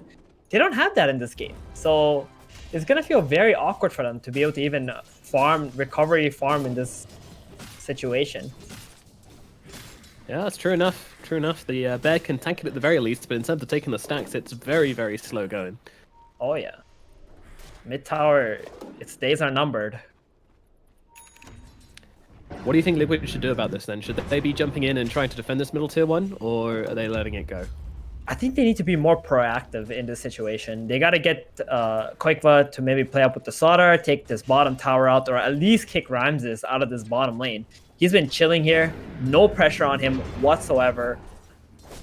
And I think that's a huge problem. They're reacting way too much to Error's pressure at the moment. Although top tower has already fallen. Yeah. Boxy kind of just sitting in this bottom lane more than anything. Not really much he can do. Meanwhile, Solo gonna pop some smokes here and realizes that Tiger and Insania were going for a bit of a wraparound play into their own jungle, and now they might actually get cut off. But it doesn't seem like 404 are that willing to go towards them here, so they're just gonna be happy enough with the smoke pop and get back to business. I'm not gonna lie, I'm kind of wanting 404 to be, maybe they're waiting for the catapult wave. I guess that's probably it. But yeah, I mean, listen, it's only 9 minutes though, man. I know it feels like it's mid. Jump in at mid, they get the kill onto Zayat. Insania gonna pop that ultimate to keep himself alive versus Samael. Samael with a nice steps around him with the right clicks. Maybe it's enough to bring down Insania. He goes for the TP away, and the Pangolier will survive. Oh, doesn't get the roar. Gets away. Tiger with the leaps. Whew. Close right here, though. Close. Right here. All right. I'm happy now. I'm happy. Yeah, a bit of an overextension from Liquid there. Gets them punished pretty heavily, and now they lose that middle tier 1 tower for it as well. Utilizing. I mean, did the catapult even arrive yet? No, it didn't even arrive. So they just did it without. They see an opening and they take it. Meanwhile, Boxy still in the bottom lane, still just kind of playing this the bottom side of the map. Wants to maybe put some pressure on the tower with the catapult. I'm gonna go and take the side camp whilst he does it. They have managed to force the void elsewhere on the map, although, you know, he came mid, he's got a chrono, he kind of wants to play with the team anyway, and this is a very lucrative area for the map for him to farm as well. The top side always better. Yeah, and Liquid are finally going to make that rotation down to bottom. They're desperately trying to hold this catapult alive. They even use their fortification. That's a very costly fort, because that's for their tier 2 tower. But they think they need this tier 1 so badly. And here comes Insania going hunting. Oh no, how does he not find him there? Oh my goodness. Oh, Insania, my poor child. That is just unfortunate. Okay. That was just downright unfortunate. Oh, do they actually want to defend this? They're poking. Ramses has a chrono spear. He's going to drop it down, trying to immediately go onto Mika here. Does he have the damage to take him down? Insania trying to get the disarm and is able to do so, but walks right into Zaz. Meanwhile, the roar comes down onto Slot up in the backlines. Ramses getting pretty damn low here as the counter aggression from Liquid comes in. Boxy getting pretty low. He's getting right clicked down by no one and Samael. Can they finish the job though? No. Boxy goes south and they don't have the detection under the Moonlight Shadow to get that kill. They did manage to bring down the Void Spirit, but that's going to be about it. But at the same time, they defend their tower, which is massive, and Boxy's not out of the woods yet. He goes for the TP. And Zayat is unable to find him. Yeah, that was actually such a sick defense there. Void almost died, but I think the arrow got tanked by a neutral creep or something. Mirana was trying to save the Void Spirit there, but was not able to do so. And this is worth it, right? They defend bottom. Yeah. There was so much Liquid invested into that tower push. They even invested their tier 2 tower glyph to keep the catapult alive. And if Error ever decide to group up again, these tier 2 towers, they will melt. Insania making some movements in again, utilizing this low cooldown, the Rolling Thunder, this time to jump on top of Solo. And I don't think this Enchantress is getting away. Meanwhile, Zaz will also get picked off. 2 clean kills from Team Liquid. Looking much more solid from the Liquid boys. Yeah, and now they're going to be able to take this bottom tower with the Lone Druid. Beastmaster has Roar on cooldown, Void's Chrono's on cooldown too. I think the 2 supports really didn't have much business actually to stay down there once they've already defended and used their big spells. Boxy, big cornered. He is in the river though. Yeah, Decrepify still slowed him down so much, but he will be able to avoid the Nether Blast quite nicely and get himself away. There goes the fishy, so fast in the waters. Fishes do like being in water. It is well documented. Fun fact of the day. Do you know what Koikva's named his bear? He's named it Michael Vu. Do you know who that is? I don't. Is that one of the players' names or? I'm pretty sure that's Mickey's name. Yeah, that's what I thought. How cute. How cute. I mean, this team's just so wholesome. You know, I'm gonna name my pet after you, buddy. Oh, you shouldn't have. Maybe it was a gift, and then he was Oh, just maybe. using it. Yeah. Imagine you're gifting your friend a bear. That'd be awful. Anyway. No one just kind of controlling up the enemy jungle here. It's so annoying when you're playing against Beastmar to be able to do this. Meanwhile, Zayat's actually going to get killed off as he dares to go into his own jungle. So, I mean, both teams kind of own each other's side of the map, which is kind of interesting in this game. They both have one hero who's able to just kind of keep it on lockdown and feel relatively safe doing so. The Beastmaster on one side and the Lone Druid on the other. Yeah, I think Liquid are actually stabilizing quite well now that they've taken the bottom tower. And this Lone Druid is becoming much more difficult to deal with for Air as well. The best play for Air right now would maybe a smoke into a kill into Roshan here. They do have Beastmaster with Necro 3. He's got the maxed out Inner Beast, so Roshan can melt pretty quickly. Void would love to have an Aegis this game, so he can play a little bit more aggressively. He's actually going for a Battle Fury build. Interesting. Okay. He wants to be the big Mac Daddy farmer. And I was thinking maybe he would go for like a Manta against Slardar, and for the future Void Spirit Aghanim's that I assume he would go for as well. But Yeah. Battle. Okay, so smoke play for the 50-minute bounties, and Liquid had the same idea. They went for the top side, so they're just gonna end up trading. Quakeba though was under the mango tree vision, and he manages to get out. whose mango tree is this? Is it? I believe that's Iranian mango tree. Yeah. It is indeed, yeah. So it looks like he spotted the mango tree and was like, "Oh god, they see me," and TP'd away. So that might have actually saved his life. Interestingly. Wild, Maybe. wild times. You should check the Lone Druid's description on his items. It was gifted by someone, some call me Superman. It says, almost as good as EE Silla. Oh, mid lane. Oh, we got a fight going down to the jump forward onto some man, and they'll be able to get that kill. And Sania also doing a ton of work with this Rolling Thunder, locking down the Earth Spirit, and able to open up for this kill. And it looks like Solo's not getting out of this one either. Boxy gets on top of him, goes in with the crush, and Mickey comes in as well to make sure they get that kill. What just happened? Liquid got themselves 3 kills is what just happened. Yeah, they got the Blink Dagger opening onto the mid lane, and there was only 3 of them there. Hold up. But Tanya gonna get roared up. Yeah, I just walked up that high ground, not really expecting there to be no one, and Ramsey's just sitting there waiting for him. But you know, sometimes that's the breaks. Ooh, I don't know about this Roche here. Her spirit is alive. Oh god, there's a Chronosphere as well. This is going to be extremely risky for Liquid, and they realize this as they jump themselves forwards, but they're setting themselves up for a possible Chrono here. Samel getting jumped by the Slardar. Slardar just kind of baiting out with the Slithering Crush, but meanwhile no one is just going to get dropped on the backlines. Boxy doing a great job on baiting out some spells, making some work happen, and now TP's himself away to safety, but in comes Ramses. He's got the Chrono, doesn't know who to drop it on though, can't really find himself a target, so we'll just have to wait. Meanwhile, Koikva has been seen that bear doing decent damage to Zayat. Quake for himself wants to keep his distance here, doesn't want to end up inside that Chrono, so they have to respect it, but they're doing so beautifully. They're not giving Ramses any option in these fights. Very good call from Liquid to get out of the pit and just chase after no one there. He's a huge kill, and they were not going to finish that Roshan. If they continued to do it, they would have 100% lost that engagement. Now, Insania back with his Rolling Thunder. Things are looking good for Liquid once again. They're going to still control up this Rosh area. Not enough mana for Ramses actually to jump in and chrono at the moment. Oh, hello, Smell. Thank you. Pugner, yeah. One of the most nonsense things about Pugner. For some reason, he can fill up your mana basically for free. Very cool. Meanwhile, the jump forwards, the double jump forward onto the Pugner, really trying to bring down Samel as quickly as possible, and they'll be able to do exactly that. But now the Chronosphere comes down, but gets bashed by Insania right on the edge, which means he's only going to be able to take down. He's not even able to take down Tiger. Okay, he will drop regardless. Now the roar comes down onto Boxy. Boxy, will he actually fall here? Nice little burst heal, but it looks like he will die to the Magnetize. Meanwhile, Solo caught by a Remnant on the edge. This deer is going to get killed off. No one's still coming in with Ramses here, and actually they're still alive on Solo as it's Koikva who drops instead, and now the Yule's out onto Mickey. Mickey trying to get away, cannot do so. No one gets a triple kill as he rocks up into this fight. Him and Ramses, they smack it down and they take control, and they will get this Roche Pit looks like as well. Insania might be looking for something sneaky here. but he's got to time it to the point, and with no vision inside that pit, that's going to be very difficult. And with the Hawk seeing him as well, he jumps in. Oh, gets bashed immediately. That's not fair. I know he's going to get killed off. Roshan, whose side are you on? That was very, very early jump into. I think he was probably expecting a little bit more damage coming out from air there. But that was a 4v5 fight. They started on Pugna, they deleted him, and then the Chrono comes out. But that Earth Spirit ulti was doing so much work too.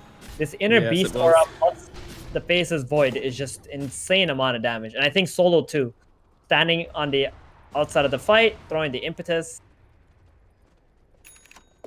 Yeah, honestly, I think that Ramsey's Battle Fury actually did a decent amount of work that fight, because inside that Chronosphere, he was just kind of cleaving through everyone, and the fight was so like clumped up that weirdly, I think the Battle Fury was quite beneficial in that one. Yeah. Wild. You think he was inspired to go Battle Fury because of his cosmetic? No, because he's not an idiot.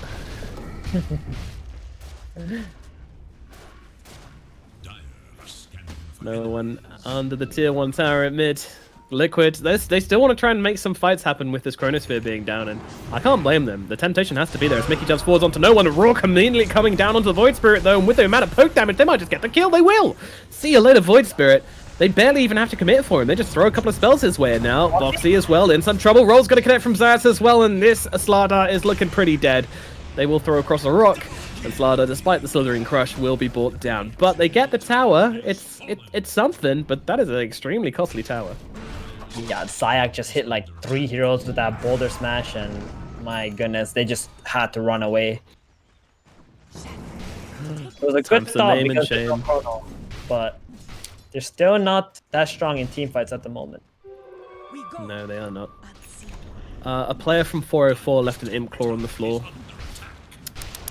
Now been picked up by Team Liquid. Pick up your neutrals, people. Just like when you're in public, pick up your rubbish, pick up your neutrals. Don't leave them on the floor. Someone else to clean up. Just inconsiderate. Meanwhile, Solo's having some fun with Tiger. Tiger trying to jump in to finish the job, does do so, realizes he's going to die and just says, screw it, I'll get myself a cheeky little kill, and that's 429 gold for that kill as well. That's the value right there. Samil did not go for the heal onto Solo. He's like, I want that kill. I don't care about you, I'm going to life drain the Mirana. Oh wait, this spell heals? Sorry bro, I didn't know that. I'll do it next time for sure. No love for the position 5 here. They're not worth healing anyway. Liquid just pushing out this bottom lane with Koigfer. Once again, I mean, you know, these guys, they wanted to fight once that Chronosphere was on cooldown. Unfortunately, now it is back, and with the Aegis as well. I think we're going to see some very defensive playing from Liquid for the next few minutes. But 404 are the ones which want to make something happen. They're going to go for this smoke. 3-man smokes to Mel, Zayats, and Ramses. Going to look for something, or someone, more importantly. And Koigfer, they would love to find him. The sweet little druid. But they will settle for someone else, and that someone else is going to be Boxy here in the middle lane, and that is just going to be an easy pick off once more. Boxy, dear, back-to-back having really rough games on this Slardar. This time around's a little bit better, but still not looking great. 3-5 and 3 is his KDA this game. Probably not what you're looking for on this Slardar, as a middle lane tower just absolutely crumbles under the might of 404. Yeah, Error has done such a great job in the series exposing Slardar. It is just crazy. And this wasn't even a first phase Slardar, right? This came out in the second phase, and they laned properly, they picked the right heroes. And in the engagements, he just gets completely focused down. Solo always spot on with his enchants to remove the sprint when the Slardar goes in as well. Oh yeah, Solo has got a special little place in his heart for this Slardar. Every time he comes near, he's like, "Yep, bye-bye, Guardian Sprint. You're a slow boy now." More farm than the Slardar too. Look at his net worth. Again? Oh god, they're like neck and neck, aren't they? That is sad indeed. And he's actually like a carry in this game, Solo, because he's got the Beastmaster and the Face's Void Chronosphere, where he can just stand back and attack in. The aura will help this Enchantress quite a lot. Yeah, that's true, and she's going to go for this Ogre Axe with the Dragon Lance, along with that Oh my goodness, they've even found her the Grove Bow as well, so... Yeah, Solo feeling very groovy indeed as Liquid pop the Moonlight Shadow, looking towards bottom. They seem to think somebody is here, but unfortunately they are mistaken. Oh, this is kind of awkward to watch. They are very thoroughly checking these woods, but if someone was here, they are no longer here. In fact, everyone from... They're gonna find the mango tree. Oh, no. No, they're not. That mango tree has done so much work, actually. Dang, My goodness. It has. It has. Slotting out the Slaughter, too. They're like, guys, that's exactly where they are. Let's just play in this area. To be fair, I mean, I've always been an advocate for the aggressive mango trees. You know, you've casted with me long enough to know that I love myself a good aggressive mango tree. That's exactly what I want to be seeing. Shove that mango tree in the trees. I love it. I like mango trees on your triangle because it's really difficult for the opponent to invade it normally, and it'll give you free ward essentially. And you know, if they do manage to kill it, then it's probably like much later in the game where the mango tree is quite irrelevant. Yep. But there's a Coddle or a Mars in the game, then just don't bother. Just plant the mango tree in base. It's probably just gonna die. Ardar got caught out. Oh no, not again. This is a story we've heard before. We're getting a little bit of deja vu. They're even going to drop down the Chronosphere onto him, and Boxy is going to die once more. He's getting his stakes well and truly peppered this series.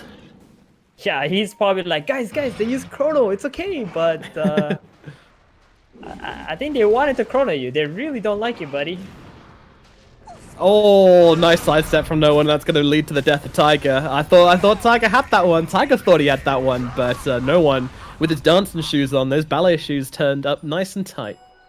It's so hard to land an arrow like that. They're just always ready for it. They know that's your only way out. Oh, it's gotta feel really bad. They're doing the best they possibly can to get these lanes out, but wherever Liquid goes, they're always afraid of dying.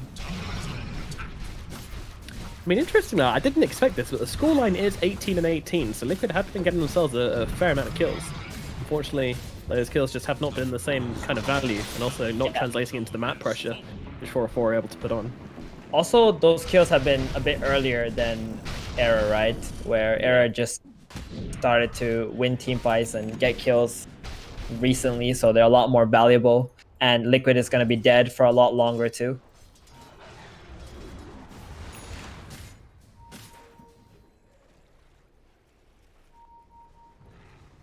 Zayak has been seen. Boxy making the play forward here, trying to bring him down. He does have a Ghost Scepter on this Earth Spirit as the Void Spirit jumps through to try and take down his brother, and will be able to do exactly that. Zayak will drop, and that's another clean pick off for Team Liquid, hopefully opening up the map for them a little bit.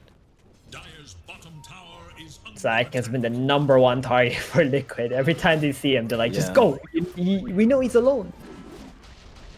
Yeah, such an important target to bring down as well, because he is so much of Team 4-4's fighting and lockdown and initiation. We've seen his value in these fights. It's insane. Indeed. His ultimate, Dire can't really remove it easily too.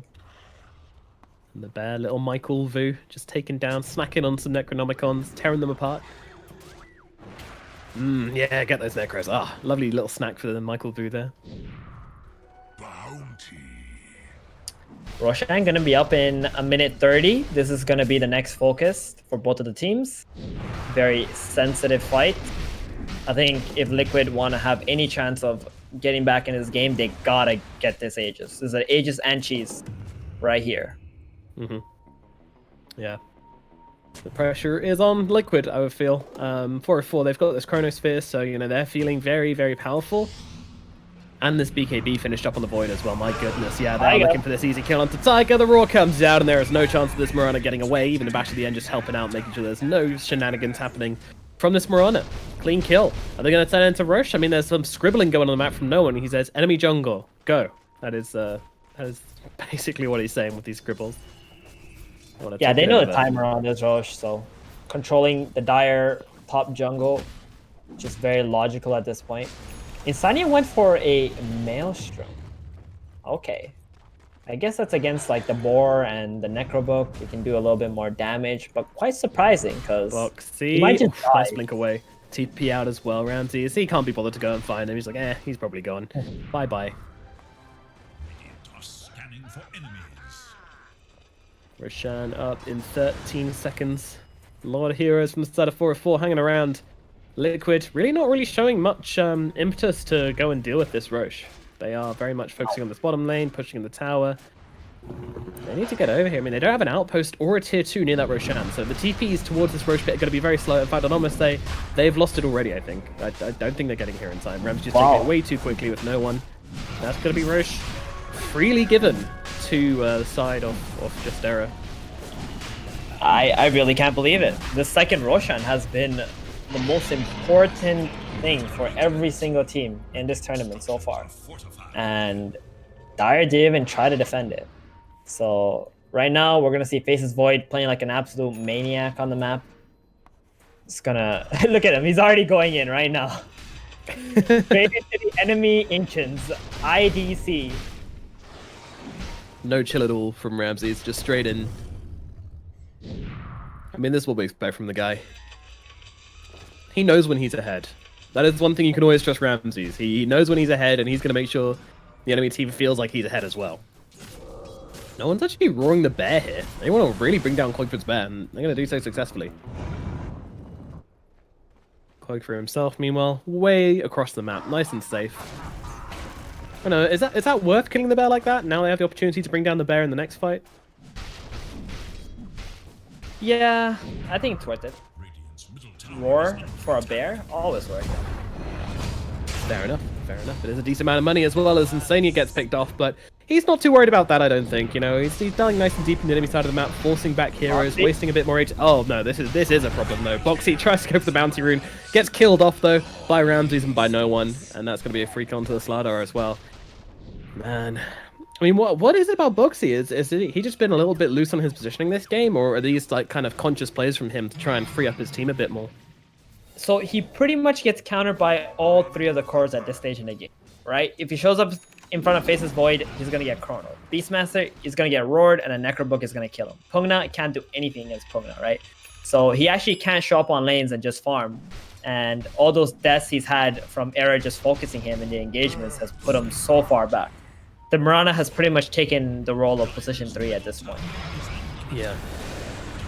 It has indeed Greaves and Spirit Vessel and the Mirana. She's feeling pretty good about her place in the game, at least. Ramses? Ooh, that was a good kill. Okay, that's the Aegis just taken down immediately. Didn't expect that at all. Now Boxy jumps in with the Slithering Crush, trying to find the Void, but the Void is very quick.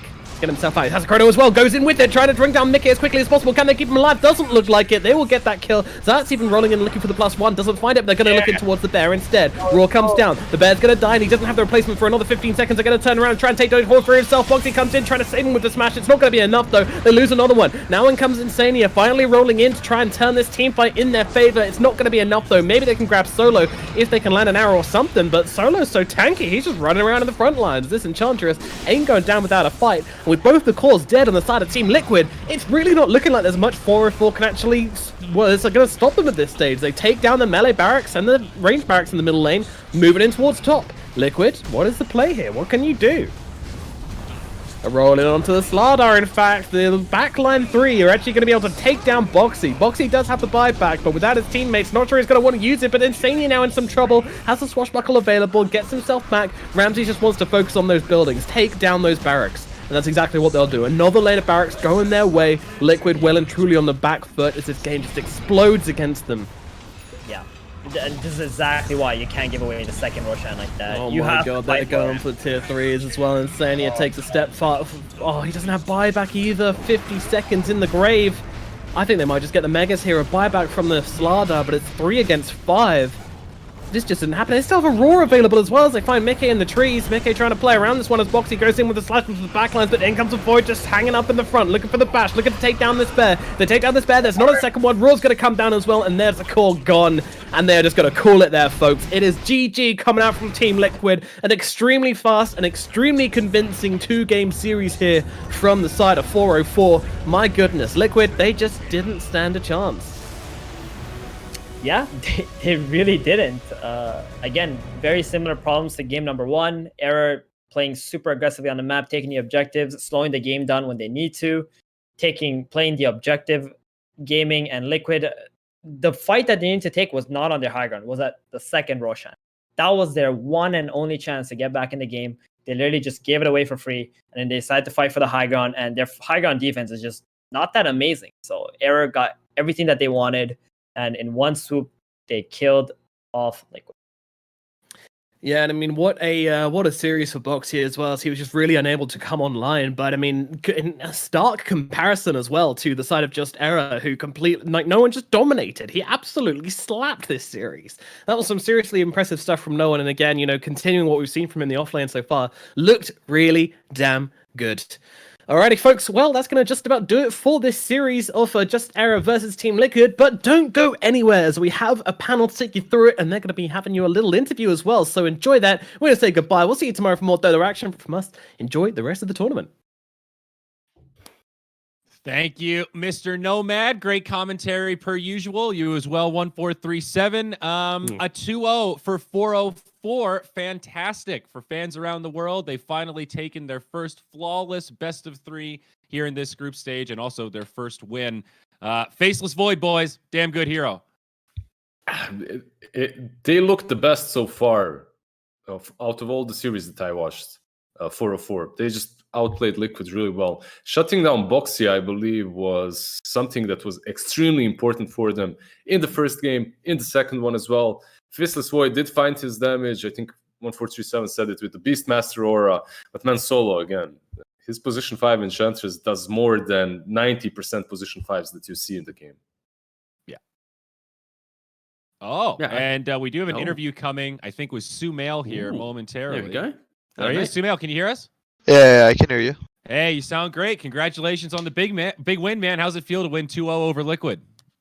It feels all right. Better than in yesterday, I guess. Yeah, it was definitely a rough start for you guys in this group stage, but happy to see everything click alongside that Faceless Void. T-Gov, Lizard, what do you want to hear from Sumail about?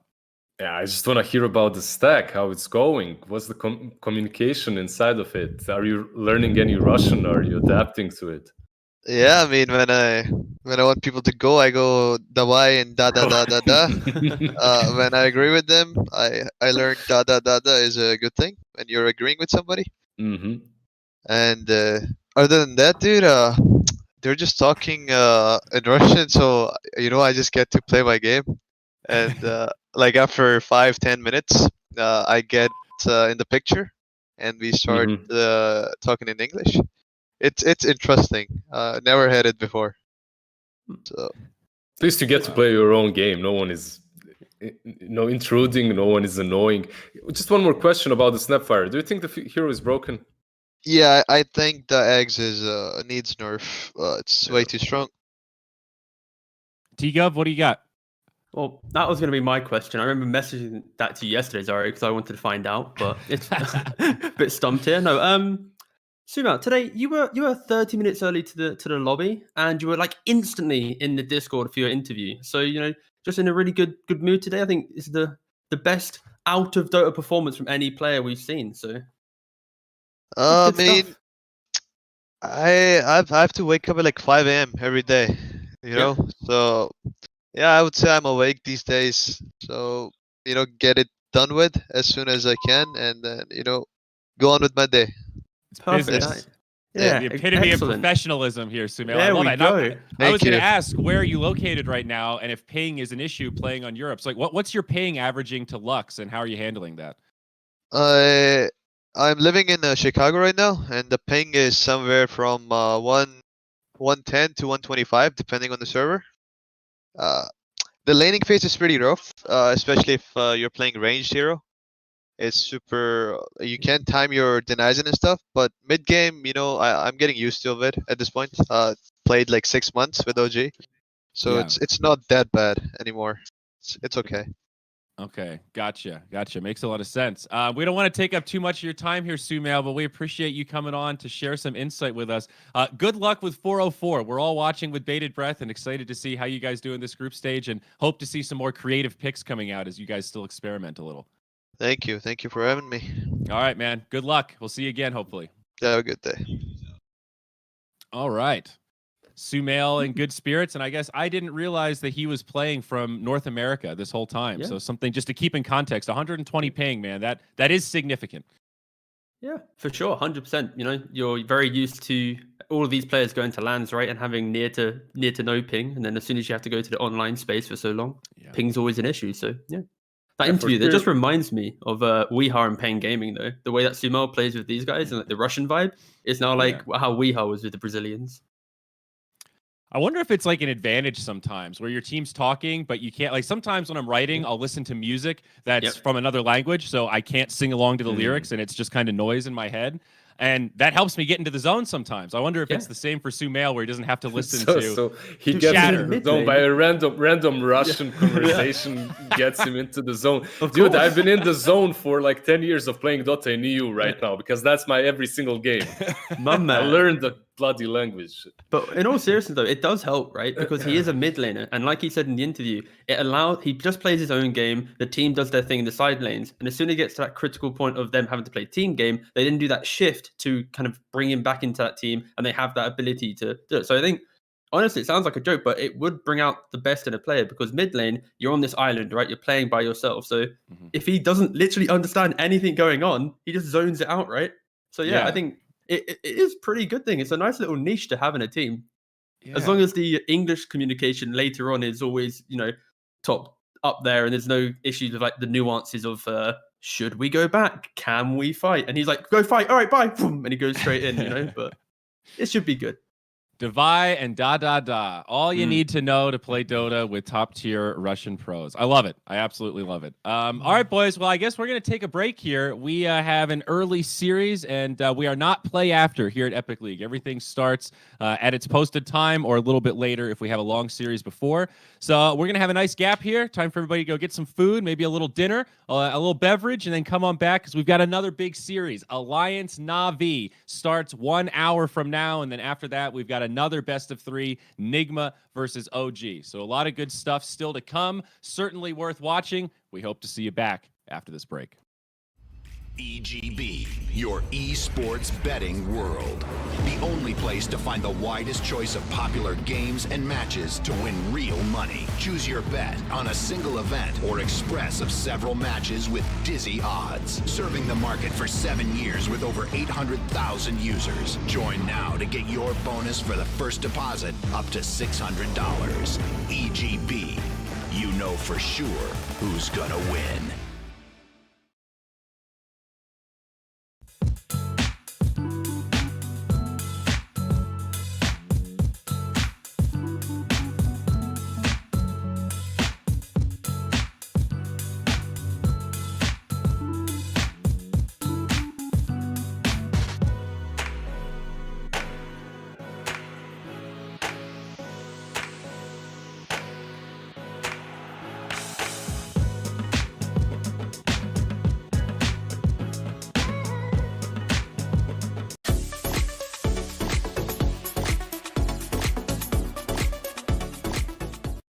These feelings are waiting for you to come back.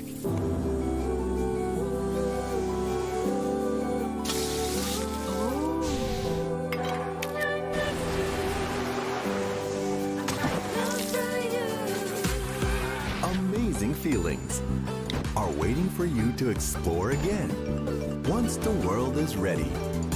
Until we meet again. Amazing Thailand.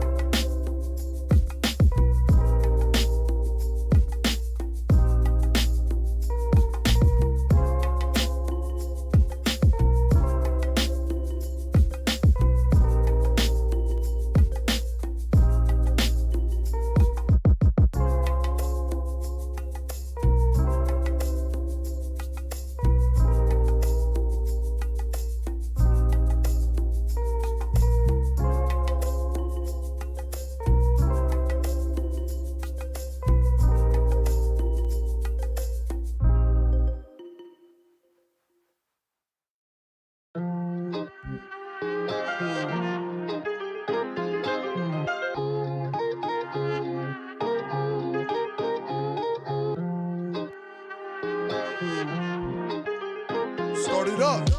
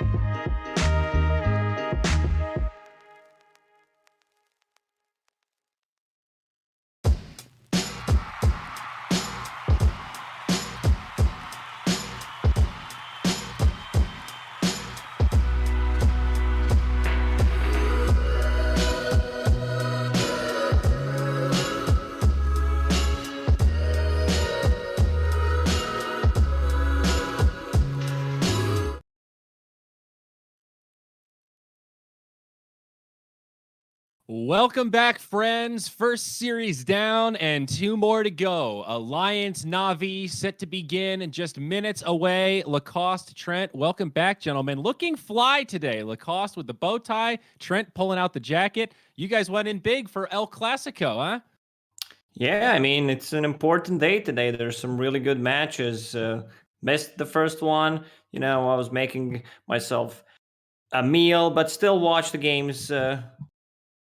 Caught a bit of a Sumail interview. Man, I love that stuff. You know, they don't speak English. They start speaking English after 15 minutes. It's just, you know, some stuff that people want to hear about. And he knows da, which means yes, and davai when he needs to go. It's, you know, pretty simple stuff. You don't necessarily need to speak the same language if you're on the same skill level.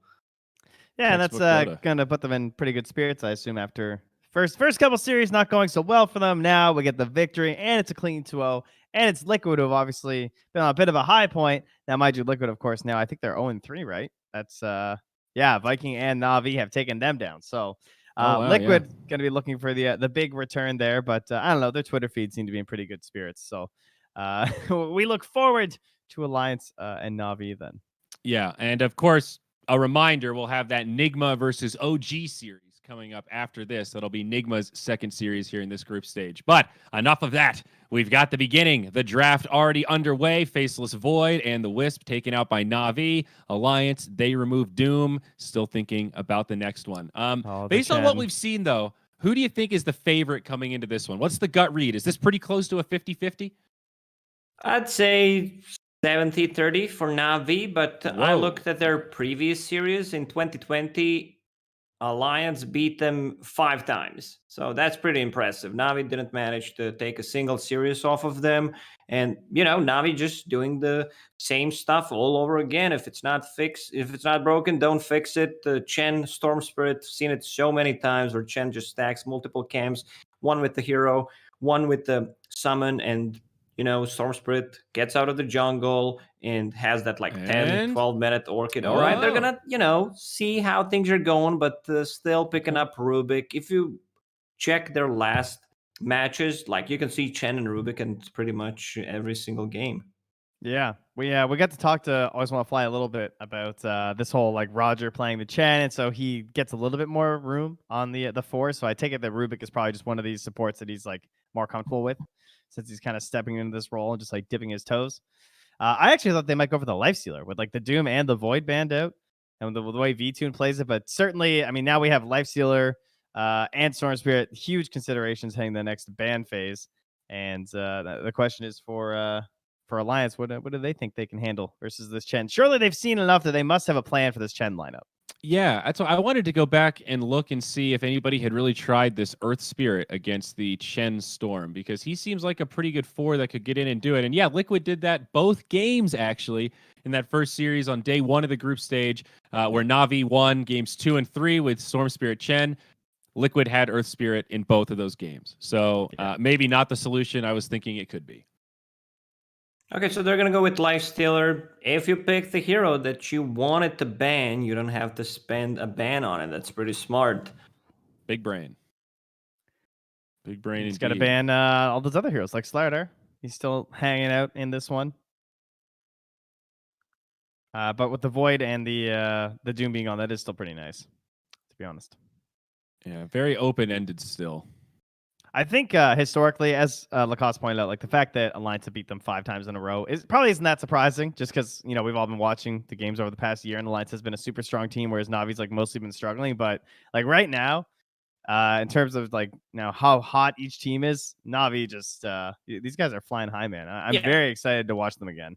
Yeah. I mean, how many players did Navi change in 2020? Like, how many times did they change the roster? So no surprise that Alliance won. I already said yesterday or the day before that I feel like this Navi lineup is one of the strongest ones they had in years, because seems like everything's working out. They seem pretty chill. You know, we had an interview where he says, you know, Iceberg just a bit tempered. I think he toned it down a bit. Just love the guy overall. I still remember one of the interviews during I think it was a Star Ladder. Not sure if it was 2018 or 19, where like I saw a spark in Iceberg where he just wants, to be the best. He wants to win.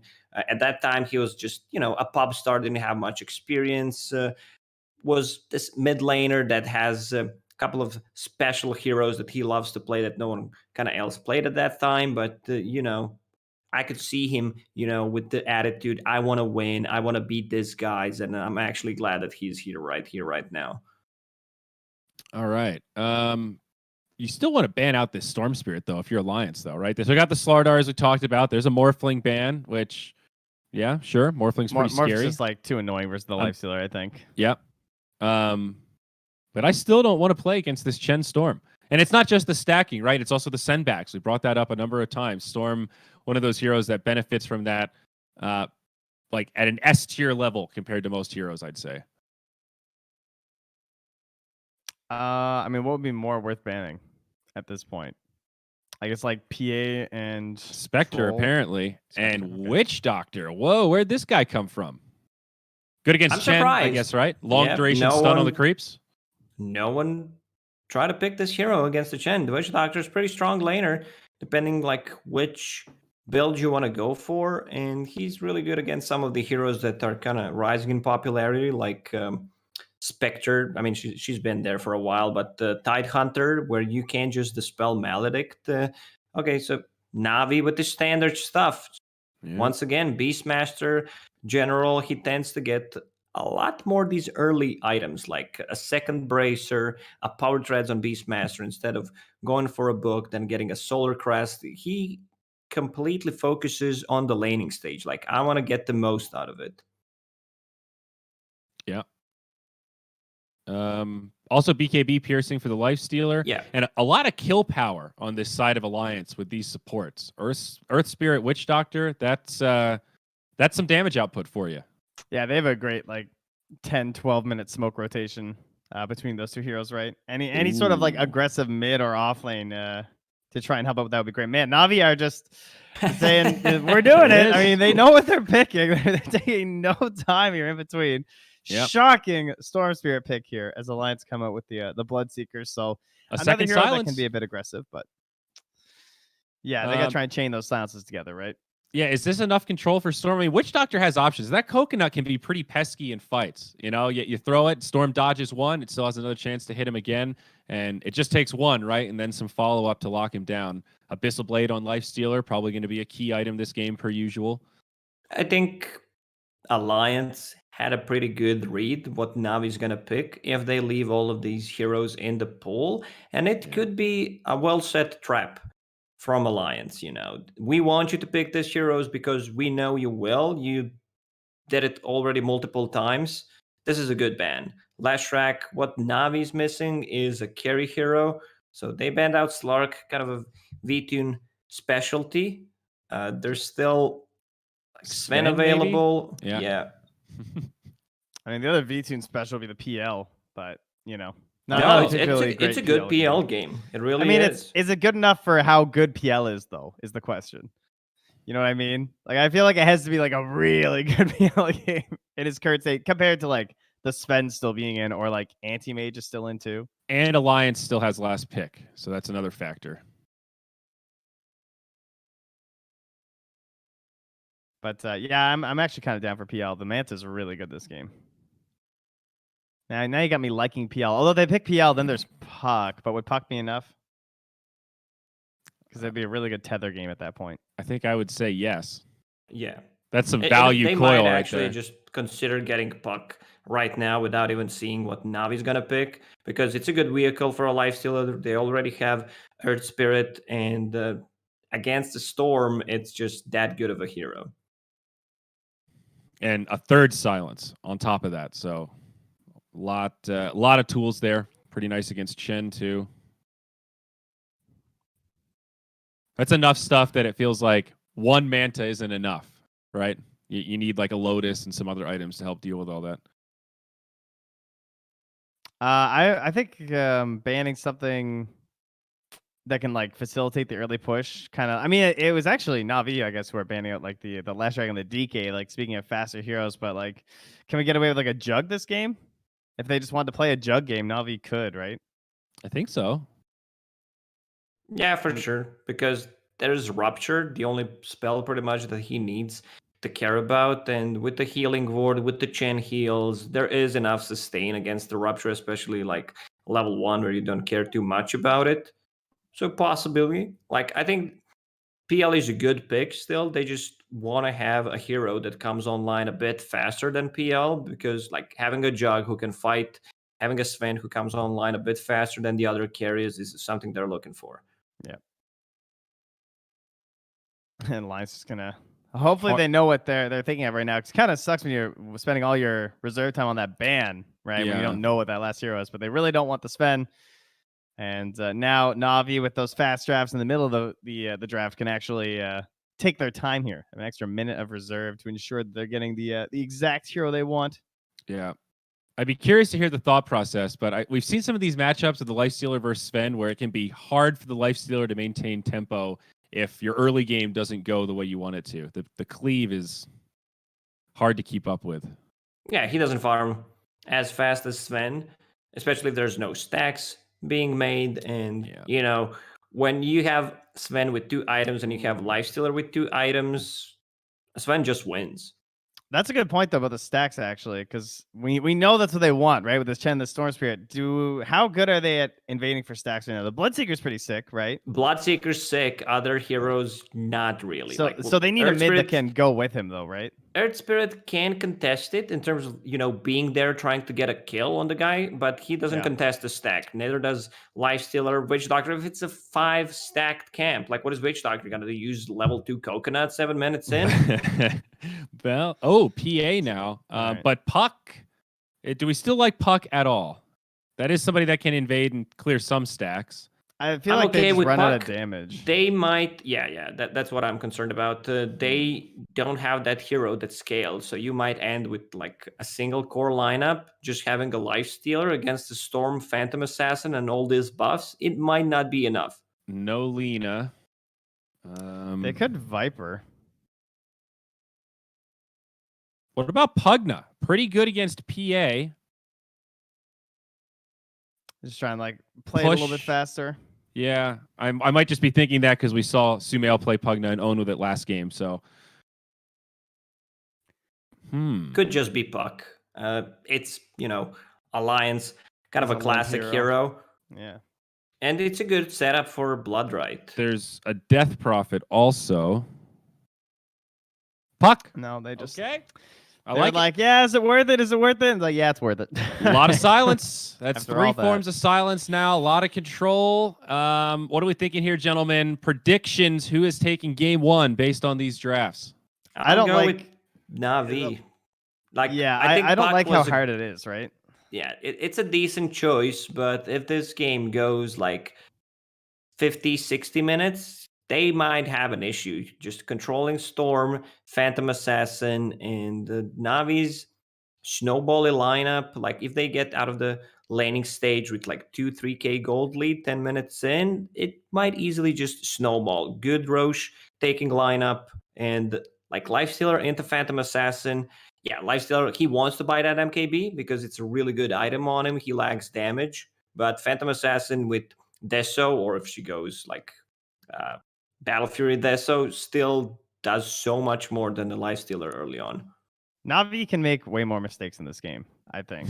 Alliance have to be like very fast, and they have to contest those stacks. We saw Liquid do that with the Earth Spirit, where he actually got a couple of kills on the Chen, but it didn't even matter because while he's killing Chen's creep was stacking other camps at the same time. So it didn't end up like being that big of a benefit for them. So yeah, Alliance, I can see how they win it, but I think it's more likely that Navi get the W.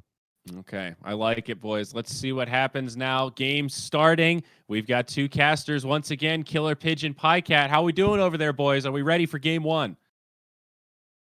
I'm super excited. I mean, this is one of the classics, isn't it, Pycat? You know, Navi versus Alliance, different members, but when you think of those matchups in the history of Dota, it's got to at least be in your top 10, if not your top 5. I mean, how can you not give El Clasico more credit than that? You know. I know. I want to see where you're gonna slide it because I was thinking, Pycat, he was at TI3. What was the most memorable moment for you? Because I think for most people, it was that grand final, was that matchup, those 2 teams. Was that your kind of special memory from there, or did you have someone else? I mean, it's just, I guess, just all the games that you played as well. But of course, the grand finals was it was a very special grand finals. It was just very back and forth up until the very end, and it was very fun to watch. I mean, hopefully we'll see something similar here. I kind of found it funny because when you look at the drafts, I'd say Navi's draft fits more into what Alliance would have done back in those days, right? You can see how they could start to rat early. They can kind of push down these towers quickly. Surprisingly, something we're seeing between these two teams. I'm surprised Alliance let the Phantom Assassin through. As I believe it was Nico Baby just the other day that set an all-time high on damage done for a PA. Yeah, at the same time, it was a last big PA, and if they don't want it themselves, then without the Magnus, you don't always have to be concerned about the hero. Still, we'll see kind of what V2 can do with it. I think this game really could go either way, honestly. I think obviously Navi, they're gonna outscale Alliance, I think, but I think Alliance, they have some really strong kind of, like, if the puck gets off to a good start and Earthspirit gets some levels, I think Alliance have some very good ways of controlling this mid game, like early mid game. They're going to be very strong there, and the Lifestealer could have a really good game. Yeah, the mid game does look pretty potent. I guess the concern I am going to have a little bit, because we highlighted it with different teams yesterday when we saw the Lifestealer as this one core right clicker lineup. It does feel like the weak way when it gets drafted right now, right? When you've got this Lifestealer, but you haven't got this kind of bulky, hard right clicker to back him up from the mid lane. It's not something that Puck usually is these days. No, and also kind of, I mean, already looking kind of at how S4 appears to be itemizing, he's going for this earned boots. It means he's not going to go for some, very hard scaling build. But we will see, there's some chances for him to transition. Very early first blood there. Yeah, they just ran him down with the vision from the Hawk. Able to get a kill on Witch God. Kind of an unexpected one at level 1 as well when you've leveled the cask. Yeah, and also when you only have the Fable. Rubik. Maybe FNG. He's like, oh, CIS, usually they're my teammates. Well, he's trying to pummel in, always want to fly and get some vengeance. Not able to finish him off though, so Rubik does get away with it. I'm still trying to route my brain around how that kind of kill happens. I mean, FNG must have been heavily out of position for that pickoff to occur. Yeah, I don't really think that kill should be occurring. I mean, Witchcraft has some very garbage armor against the boar and the multiple right clicks. It can be dicey, but it shouldn't really occur. Maybe it's one of those, well, if we get the first blood out of the way, we won't have to worry about it any longer. Yeah, and I mean... Oh, ooh. No, they're not able to get him this time. Or are they? They're lifting him back. They're going to fade bottom down. He does die again. At least this time they'll take always want to fly in return. It looks like he actually might live. Yep. Level 1 Maledict is a mild tickling. All right, preview into how that happens. I mean, the difference here is that's level 2 of a lift compared to the first one. I'm not liking FNG's odds at this rate because it's looking like a defer level. Yeah, no, the lane is... I'm not entirely sure. The Witch Doctor pick, there's a Chen, but... Okay, so he just suicides for the tower there. Yeah, he didn't want to wait too long. It's just to wait so long to not actually give over any gold. And of course, denying leaves you on the sideline for 30 seconds still. Yeah, and also kind of off of the fact that I think that Always Wanna Fly he was very low HP for a very long time. S4 has sort of gotten to a pretty decent position in this game. Roger here potentially might take on him. A little trouble here. Bloodright does a lot of damage. They can't really finish him off, and of course he can just keep healing up. The thing is, even with those kills happening in the top lane, CS-wise, it's looking good for Navi, especially in that mid lane where Limp's already starting to build a lead. Alliance, you mean? Oh yeah, Alliance. Yeah, no, definitely. I mean, Limp is doing...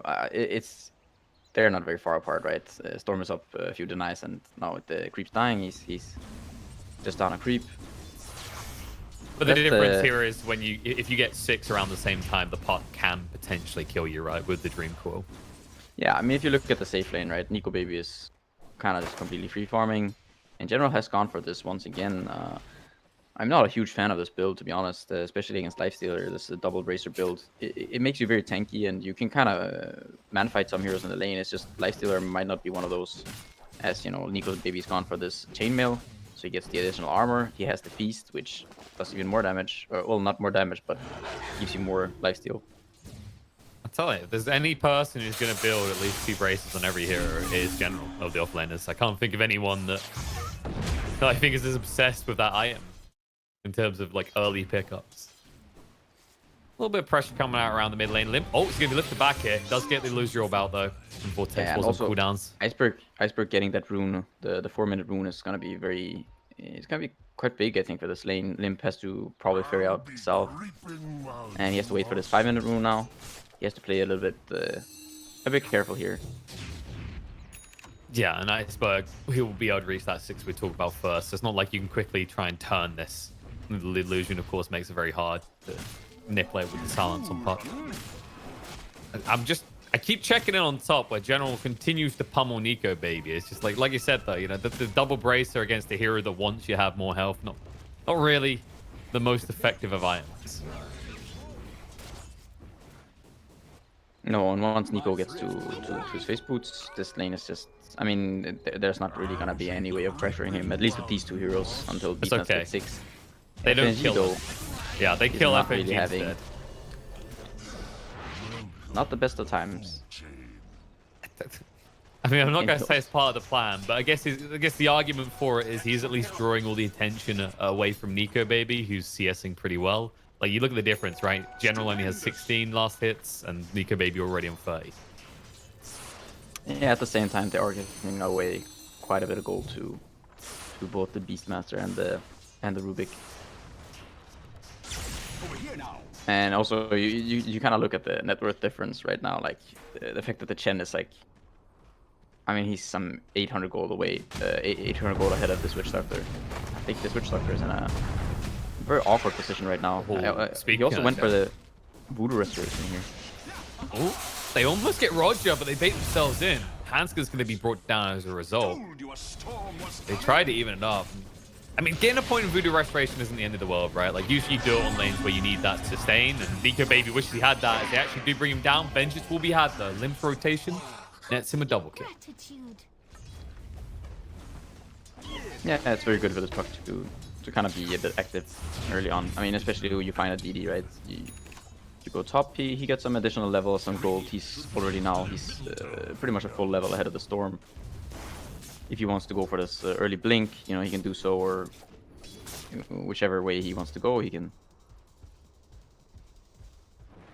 He can kind of dictate the pace. Like, this is the type of game, I'm not saying he's going to rush Nags, but like 2nd or 3rd item, you know, if you see the BKBs being rushed by Navi, that can completely screw over both the Storm and the PA in this game. So, Limp getting off to a good start bodes well for Alliance. Yeah, it definitely does. Yeah, it's a very good X game for puck here. A lot of these heroes, I mean, both Storm and the PA, they value their mobility in fights so much. It becomes very useful to be able to kind of lock them down, and you also have this Blood Rite on top of this. Just the Witch Doctor, you know, he can channel his ult. Found General. FNG definitely contributed so far. This is kind of the difference. Once you have 2 points in Maledict, I think that's why you were highlighting that you've done for the 1-1-1 build, right? It's like level 1-2 difference for Maledict is day and night. Yeah, it's also just, you know, going for this 1-1-1 build that feels like you're just, you know, you're a jack of all trades, master of none. Iceberg. Oh, this is not a trade that's favoring him. It's going to be ticked down. He does at least get the kill on FNG, but they force the rotation, always want to fly, and they get Limp away. And while that's happening, Spirit is brought down in the bottom. Yeah, V-Tune did go for this early Mask of Madness. Soon got the power treads. And he's sitting quite comfortably up at the top of the first. Yeah, we just see these type of items, right? Like, possibly he goes for Battle Fury afterwards. I don't know if he... Do you feel like you need someone a bit more aggressive like the Deso instead, though? If you go Battle Fury, you playing maybe for a late timer that could cripple you against Alliance's lineup? I do think he could go for the Battle Fury if he wanted to. It does look like he's going to queue up the Deso here, which is going to make him, you know, very, very strong in this kind of early mid game. However, there is a Battle Fury being queued up. Can you guess by who? Oh, it's the Lifestealer, of course. Again. It is. I mean, we saw this, I believe it was just yesterday, and a lot of people kind of confused on why Lifestealers would do that. I mean, it's a +1. First rule is, you want to hit creeps. In that game, he was against the tree, and so I theorized there was a second reason. He just wanted to cut down all the trees and find the tree. In this game, it doesn't have that added benefit. General, that's a lot of pain. He's gone. This is kind of the potency of the draft. It is always focused around Lim. So they're starting to adjust that. Because I feel like while Lim's got a good start to this game, there have been situations where you can almost feel, especially when he TP'd bot, he's reacting to something Navi is doing and can't really capitalize on it. Yeah, once he gets the blink, it's going to be a little bit easier for him to be, active rather than active rather than just reactive. And yeah, I mean, he's still a bit away from the blink dagger here. But I'm quite surprised though by this Battle Fury build on the Lifestealer. I mean, generally, this item takes you to the later stage of the game, where I would kind of favor Navi. Yeah, unless he's kind of expecting, I'm gonna get great time, and Nico Baby, he's not gonna be able to like keep up in terms of farm, but they will in terms of kills. FNG gets found out. Always want to fly is being pressured, but he's got the one, so the malediction shouldn't be enough, and the blood riot is off the mark. Well, I'm just being pressured onto, but Limp doesn't have the dream call, so he just has to back away. And that's kind of the concern, is you're going to be inactive on this Lifestealer. As activity occurs in the mid lane, Limp does get the dream call out. Damage done by the Earth Spirit, and the loser of through will kill off the Rubik. And now Rupture being thrown out on the Iceberg. He's out of mana, and he's out of luck here. Needs some assistance. Roger does back him up long enough that they have to back away on the side of Alliance, and it does allow him to TP out. Yeah, I don't know. The thing that kind of surprises me is just I just feel like Alliance might be lacking in firepower for quite a while in this game if you don't get to have this active Lifestealer here. The Bloodseeker doesn't have the most amazing start. It's not awful by any means, but Iceberg though. Oh, whoops. If he can time it to the Maledict ticks, he just needs to, because it's going to hurt a lot otherwise. They do get the kill to Chen though, but for what they committed to not get the Storm Spirit in the end is going to be a pain in the ass. I think you're right as well about this Lifestealer, right? Because what we see so far is Alliance, they just constantly thrown bodies. And you look and you go, man, imagine if they had the 5th member here. Like, they just run them over here, be a tower afterwards. They're committing a lot and arguably not getting the big kills that you expect them to, as they'll look for Rubik now. But once again, it's not one of those big kills. They should get the Overfly here. Yeah, no, but yeah, the thing about this Lifestealer Battle Fury is, right, these heroes, they have some decent damage, but against this Chen, when you get the mech on Chen, if the Lifestealer is not active by then, it's going to be very difficult. You're going to be fighting against these summons, potential Roche. It's very easy for Navi to take Roche and get this Storm pretty much at any point.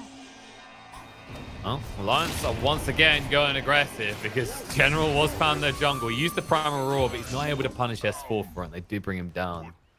I think you're right. That's another thing, right? Like when you look at Alliance's draft, they don't have any good Roche takers. While on the side of Navi, they've got a Beastmaster and a PA. It'll be very easy. One mistake. I think the panel hit on it, right? Like Alliance can make very few mistakes. Navi have a more forgiving draft in this game.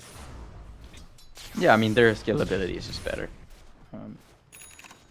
I think the big thing in this game might become like the puck X. Like the way I do see Alliance scale in this game is, I mean, if their supports are actually able to scale, which by the looks of things right now, they're not in the best shape, but if you could at some point start like thinking about which stuff you're getting towards Axe and things like this, like in conjunction with the puck Axe and Earth Spirit getting pretty beefy, I think then they could.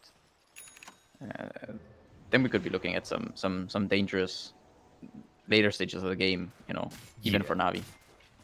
I think the kind of weird thing Witch Doctor does, as what we've seen has been a problem here for a while, is like, in theory, you give him a lot of gold, you get Ags, you feel very powerful, but like in terms of relevance in fights, it's more XP dependent, and he's going to get a little bit more XP in his pocket with this kill on the General. They are trying to turn around Lim, able to dodge out the incoming damage, but FNG not so lucky. Nico Baby trying to run for the high heels, now in trouble. Nice silence comes out Iceberg though. He'll just TP away every time. This is the solution. When in doubt, TP. There's nothing Alliance can do about it. Yeah, it's a good thing to have an infest target like that. I mean, one of the cool things here in this game is that they are going to have infest targets. Again.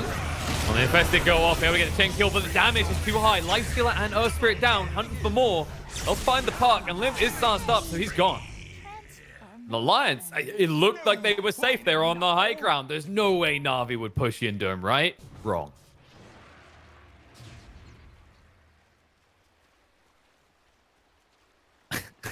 And Yeah, Nico Baby has not changed. Oh, wait, there we go. Wait, no, he's got the next time in mind, but he's committed to this Battle Fury now.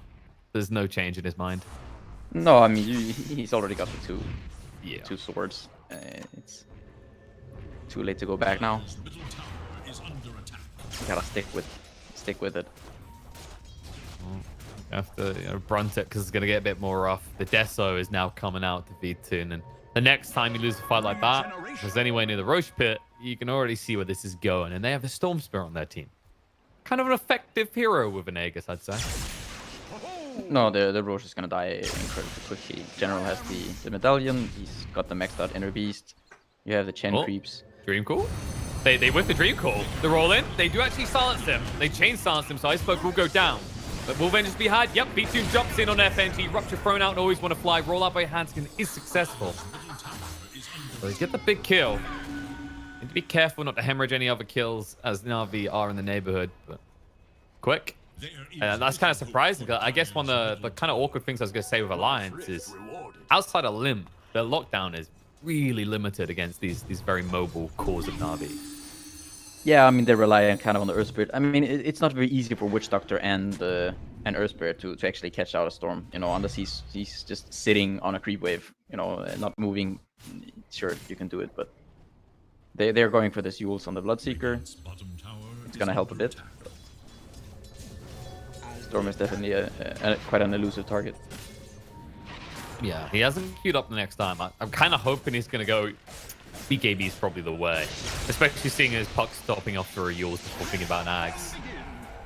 Yeah, I think if they manage to get the Roche, I think he might go towards the Bloodstone. Otherwise, you know, BKB seems like a fairly reasonable choice. I don't think a lot of people go Yules anymore. You can, of course, do it once in a while, but... Oh, no, I was talking about Limb stopped off for Yules, so he's not going to be as quick to his Axe, right? So, like, you go, oh, okay, BKB, I could probably get it in time that it's useful. No, sure. Oh, we see have one right now. He's going to snap the Dream Call. Blood right thrown down, trying to protect him. Left to interrupt. Hanskin is in too deep now and in trouble. Crit gets him. And the Dragon on the Limb means he's going to fall as well as they get rid of the Fairy Dragon. And with that, that's the move we were looking for. Straight into the pit for Navi. Yeah, Alliance their timing was just kind of off there. I'm not sure exactly how the communication went there, but I mean that should be a fairly easy kill. It's just a coil into a Blood Rite. It's, you know, it shouldn't really be. It should be difficult to miss that one. And I think Storm should just die, and you know the engagement should look different. But now, two dead heroes from Alliance into an instant Roche with Storm Spirit with Aegis. Now it's go time for Navi. They should be able to just control this this top lane and mid lane, and you know potentially take 1 or 2 towers here. A bit odd from Alliance. Hopefully they can fix the next fight. Maybe they just need to simplify their comms to what 404 are doing right now. Just da and divide. Like I said, these should be simple combos to execute. Whenever you use Dream Call, the follow-up should be pretty straightforward. It's just the Dream Call that needs to be hit right. It's S4. He's been hit in the face by multiple heroes, left to die, and he still hasn't even got his Yules. Yeah, but the thing is, you know, it's not a Dream Carl anymore, right? So, oh, that's true. We need the ability to swap heroes mid-game. I don't know if they're boot camping together. Maybe just looks and goes, S4, you want to play puck? Maybe just reminiscing of days of, you know, gloried past. Do you find yourself doing that often? No, I have no glory to speak of. I mean, does this feel good to you, going from player to commentator? I mean, what do you think? Hey man, I want to hear it straight from the source's mouth. It's okay, to be honest. It's, you know, it's I mean, look at it like this. You could be FNG and Limb. Whoops. You know, playing can be quite stressful. You know. Exactly. Here, I'm just. You enjoy it. You just. Yeah, you're always I do. a winner, right? I get to. Yeah, I'm always a winner. You know, it's a good feeling. So, I get to enjoy just watching the games. Like, there's no one going, well, there's no one in the chat going, well, why did PyCat build that item? No, you get to sit here and talk about why those people build that item. No matter who wins, you can be excited about the dotes you get to watch. It's the stresses of being a player, you know? Like, imagine FNG right now. He's just sighing every time he looks at how many times he's dying in this game. Yeah, he's having a pretty rough one so far. It's got a lot of kills, but I think that's kind of the upside downside of the Witch Doctor pick, right? It usually seals the deal with these Maledict kills, but you don't really feel like you can find a great item off the back of that gold influx to buy. No, it's a little bit difficult. I think right now Alliance, the thing is, it feels like they need so many things, right? Like Nico Baby, he needs to get, I mean, he wants to get the AC so he can survive, but he also needs to get the MKB so he can actually fight the PA. He kind of needs a Basher so he can, you know, lock down the Storm. They need the Axe on Puck, and well, the Witch Doctor, he needs a lot of things. I mean, if he got an Axe, that'd be great, as long as he doesn't get one hit crit by the PA. But it's like, he's gone for this Veil. I'm sitting there going, okay, now you kind of want, I'd say you want a Glimmer Cape if you're even thinking about an Axe later on, because otherwise you will be crit one hit. Uh-oh. Puck's been found. Should be able to get away, but he has to use the Dream Core to retreat. He'll still get dragged in. A lot of damage being dealt. And I think the coil just got stolen by the... It did. Connects under 2. There is race to get one out, but S4 is going to stun himself. Yours used by the Storm Spirit. Rollins on point on Iceberg. Blood right down as well. Able to ball lightning away, but not far enough. He is going to give over the Aegis, but reinforcements on the way. You see V2 coming in from the enemy jungle means that Alliance have to retreat away from this. Yeah, I think you should be pretty happy with this if you're Alliance. Puck kind of got caught off guard for a minute there, and he also gives away the coil, and still you just managed to walk away with taking out the Aegis. Now V2, he's looking for blood. The Bloodseeker finds him first, down to half HP, already has to tandem fight because the Rupture is on him. Cast zones away reinforcements, they get him with the Infest. They'll chase forward, always want to fly, trying to bring him down quick enough here. He's got the Maledict on him. They need a few more hits, but he gets the Infest, able to escape for the moment, but jumps out immediately into his death. I'm kind of surprised he didn't stay inside. S4 runs in like a madman, gets the Yules out. There's a lot of mana on Iceberg, which means he's going to run down and kill off the Bloodseeker. Look to make his escape, but not much mana left. Mistakes have been made, and he used the illusion. No! He catches himself on the high ground. They'll just run him down and finish him off with a triple kill for Nico, baby. And you can already see that Limp's hunting for more. I mean, Iceberg got very, very greedy there. He just went for this kill on S4. I mean, it's a level 12 Bloodseeker with the Yules, you know? This kill means pretty much nothing. And yeah, he gives a triple kill to Nico, who's now very close all of a sudden to this AC. It is definitely peculiar. It's almost like he saw the Bloodseeker run at him still. He's like, no, I can't let him get away with that. He's Yules me. I will deal with him now. I mean, it's kind of that type of hero, right? Storm Spirit, where you start to get a good start. You feel good about yourself. You feel like you play a little bit too cocky, and then you slip and fall. And you break your ankle. And hopefully he learns from that death and readjusts in future engagements. Because the Alliance have proven they can still bite back here. I mean, I think that Navi kind of just gave them the pretty much only way that they can really win fights. It's by killing this PA before the fight starts. And that's precisely what happened. The Litun just got, I mean, he was way too deep. And he just gets caught. And there's no fighting for Navi without the PA. We might see him, you know, he might potentially go back for a BKB after now. He finished the Satanic, so still some good timings here with both the Deso and Satanic. But the Lifestealer now is going to be quite durable towards this. I mean, he's got the Dragon Slit Scale, he's got the Face Boots, he does have the AC, so PA is not going to deal all that much damage to him right now. Also, correct me if I'm wrong, but doesn't this mean with the status resistance, you just take the Maledict ticks even quicker? So if you get kind of insta-burst, which Alliance has a lot of burst damage, you may end up killing yourself before you can respond. What? Oh, you mean like that? The Maledict instances, they take quicker, right? I'm actually curious. It might actually work like that, yeah. Rolling. Hansky gets caught here. Sans is going to come out. He has to run away, but this is the thing about the blade mail, so please don't touch me. I am FNG. He gets touched pretty hard by V2, though. They'll chase forward for more. Earth Spirit low will be ran through. Prime Roll thrown out by General. He's still alive for the moment. Throws out the Axis as well. The Dragon Nico Baby brought him down. Lifestealer dead for 65. S4 trying to run away, but is being slowed down. The Blood Right being dodged out. Yules buys him 2 more seconds before his inevitable death. Once again, Navi taking a favorable fight. And I mean, Alliance, they're the ones who went hunting for that. Yeah, I mean, of course, the lifestealer, if you get solo crested and the PA is just hitting you with Mask of Madness activated and you are stunned, then you are going to die. Or if you're fighting multiple heroes, you're still gonna die. But I think Alliance, they needed to kind of understand that the way that they were winning this fight was by killing this PA. She still doesn't have a BKB and not even going for a BKB. I mean, if you want to win these fights, this PA has to be dealt with. Yeah, it's not even like you're going after their kind of save or their resets, right? You're going for the Storm Spirit, the other elusive hero. So you're not getting rid of all the heals the Chen brings. You're not getting rid of this BKB piercing stun from the Primal Roar. You're going after the Storm Spirit, who really isn't the king of this game. No, and he also does have a BKB, so I mean, going for the Storm is very difficult at this point. I think the way you win a fight is by managing somehow to kill this PA.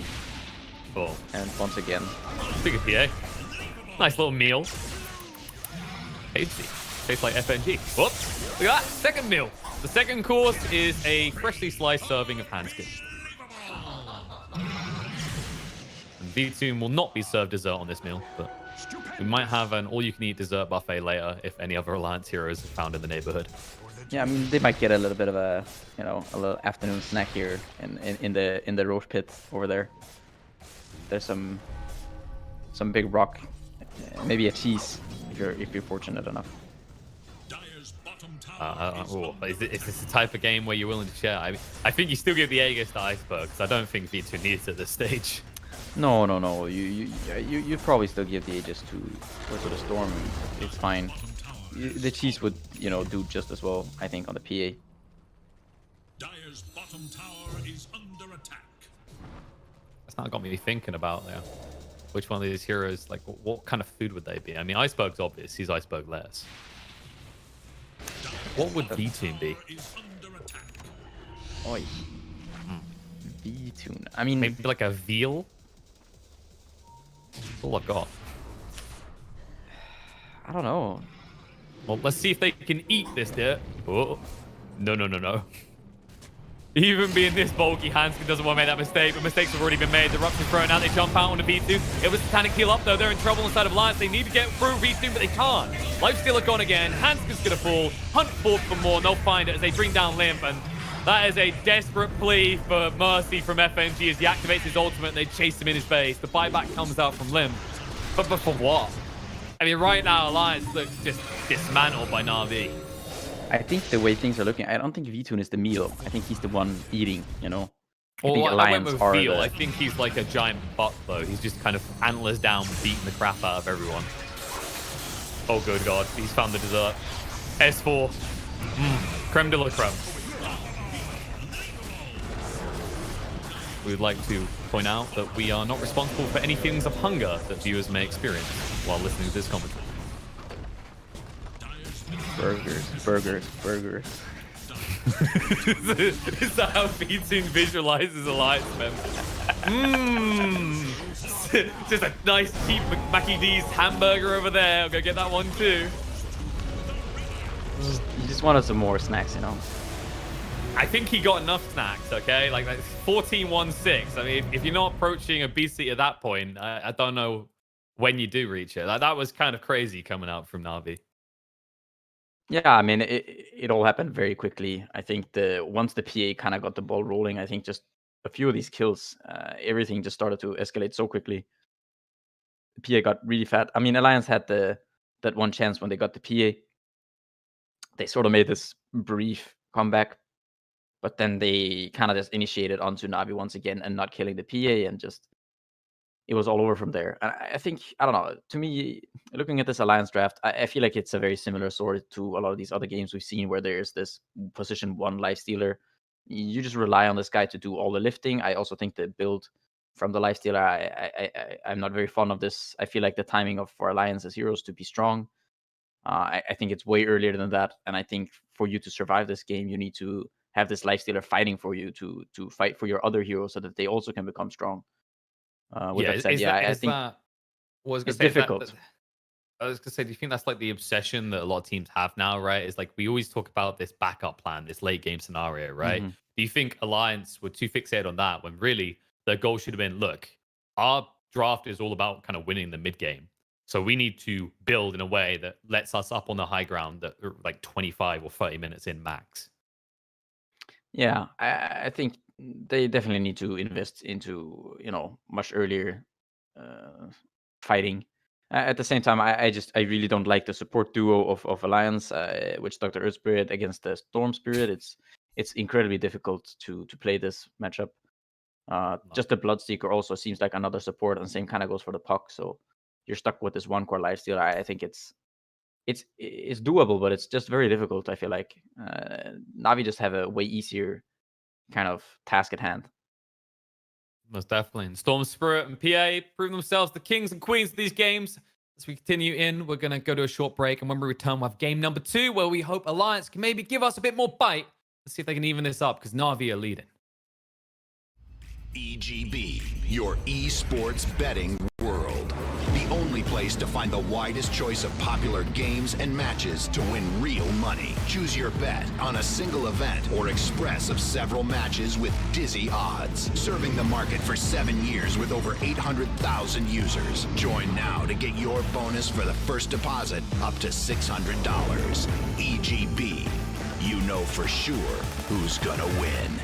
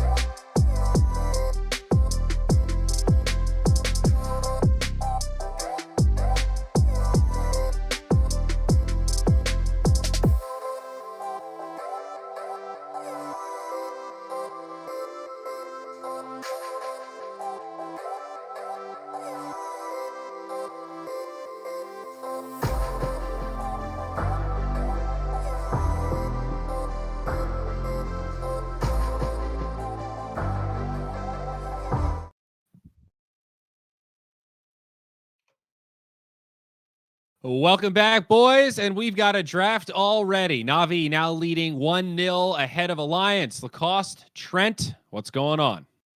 Hey there.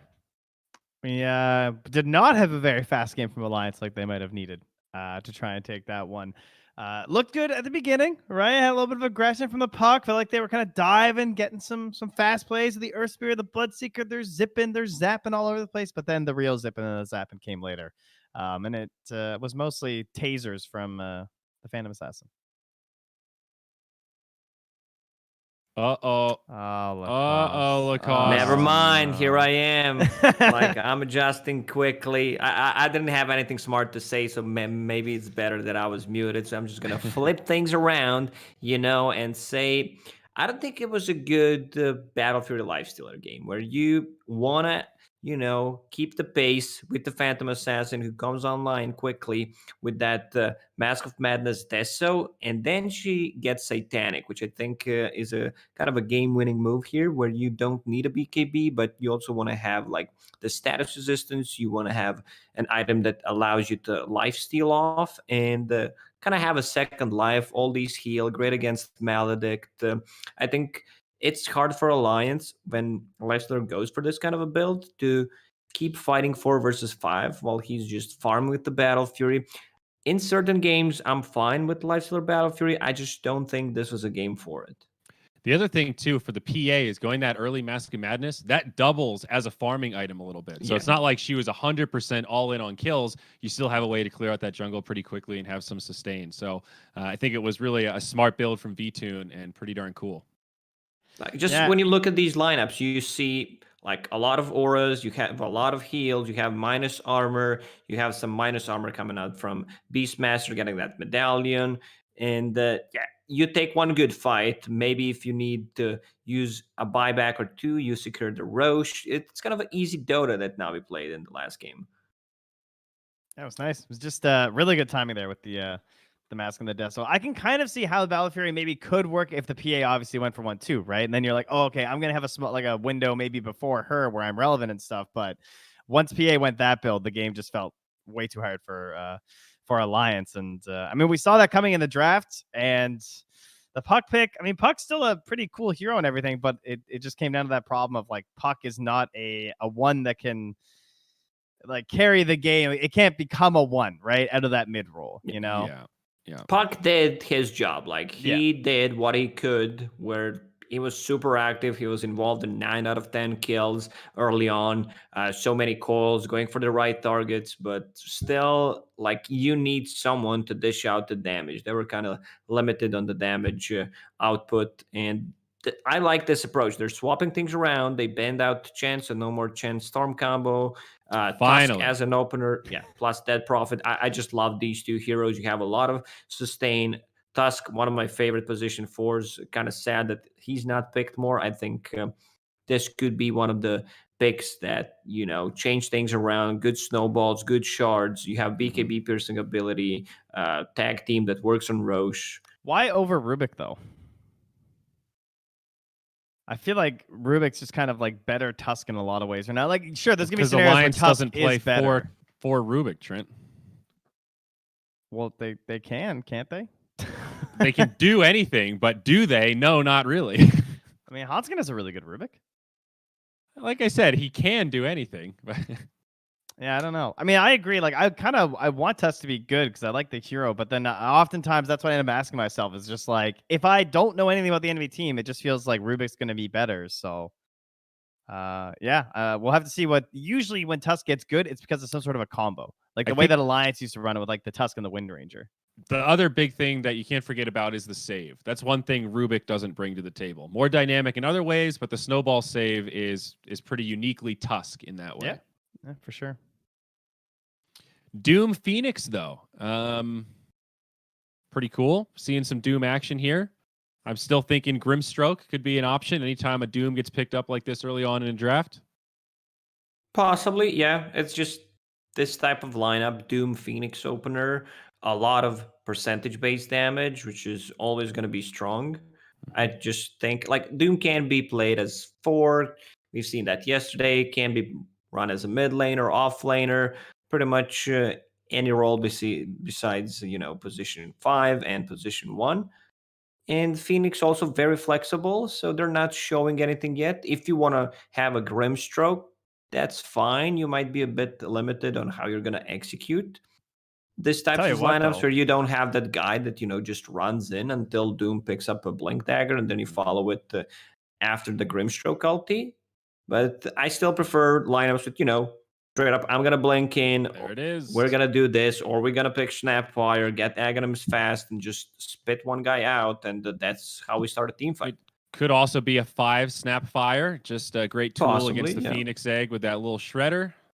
Is the pick that Yeah, I was this thinking is, of. And makes perfect sense. They already have low armor, right, on the Doom and the Phoenix, and now you have the minus armor potential from the little shredder. Although that's not usually very relevant versus heroes. But you have Exorcism, you have Tusk roaming against low armor heroes is awesome when you're like level 7. Like 4 points in tag team, and you go up for a Walrus punch on somebody. It's like 700 or 800 damage if they're low armor. So is this the counter to Snapfire Ag? She spits them in, and you glimpse them back. A little bit of I'm ping saved. pong. Is that the play? Or you see a guy, he's flying, who the target is, you just drop a static storm on top of Yeah, your and, guy. they're spinning in a circle. There's these ghosts swirling around them, maybe. Seems like a good person to drop a big blue nuke on. Okay. A Okay. little bit of a punish there. Sure. No, I think it's a good response to Tusk, where like in the mid games where he will have a Blink Dagger, it does not allow him to save people with the snowball because of the static storm. Okay. Good call. Weakness of Disruptor, though, if he's on the 5, tends to be one of the more punishable 5s. Does put out some damage with that Thunder Strike, but not the best at sustaining a position 1 that needs a lot of help. Yeah, if he's caught outside of position, like he can be very punishable, but Disruptor still find him as a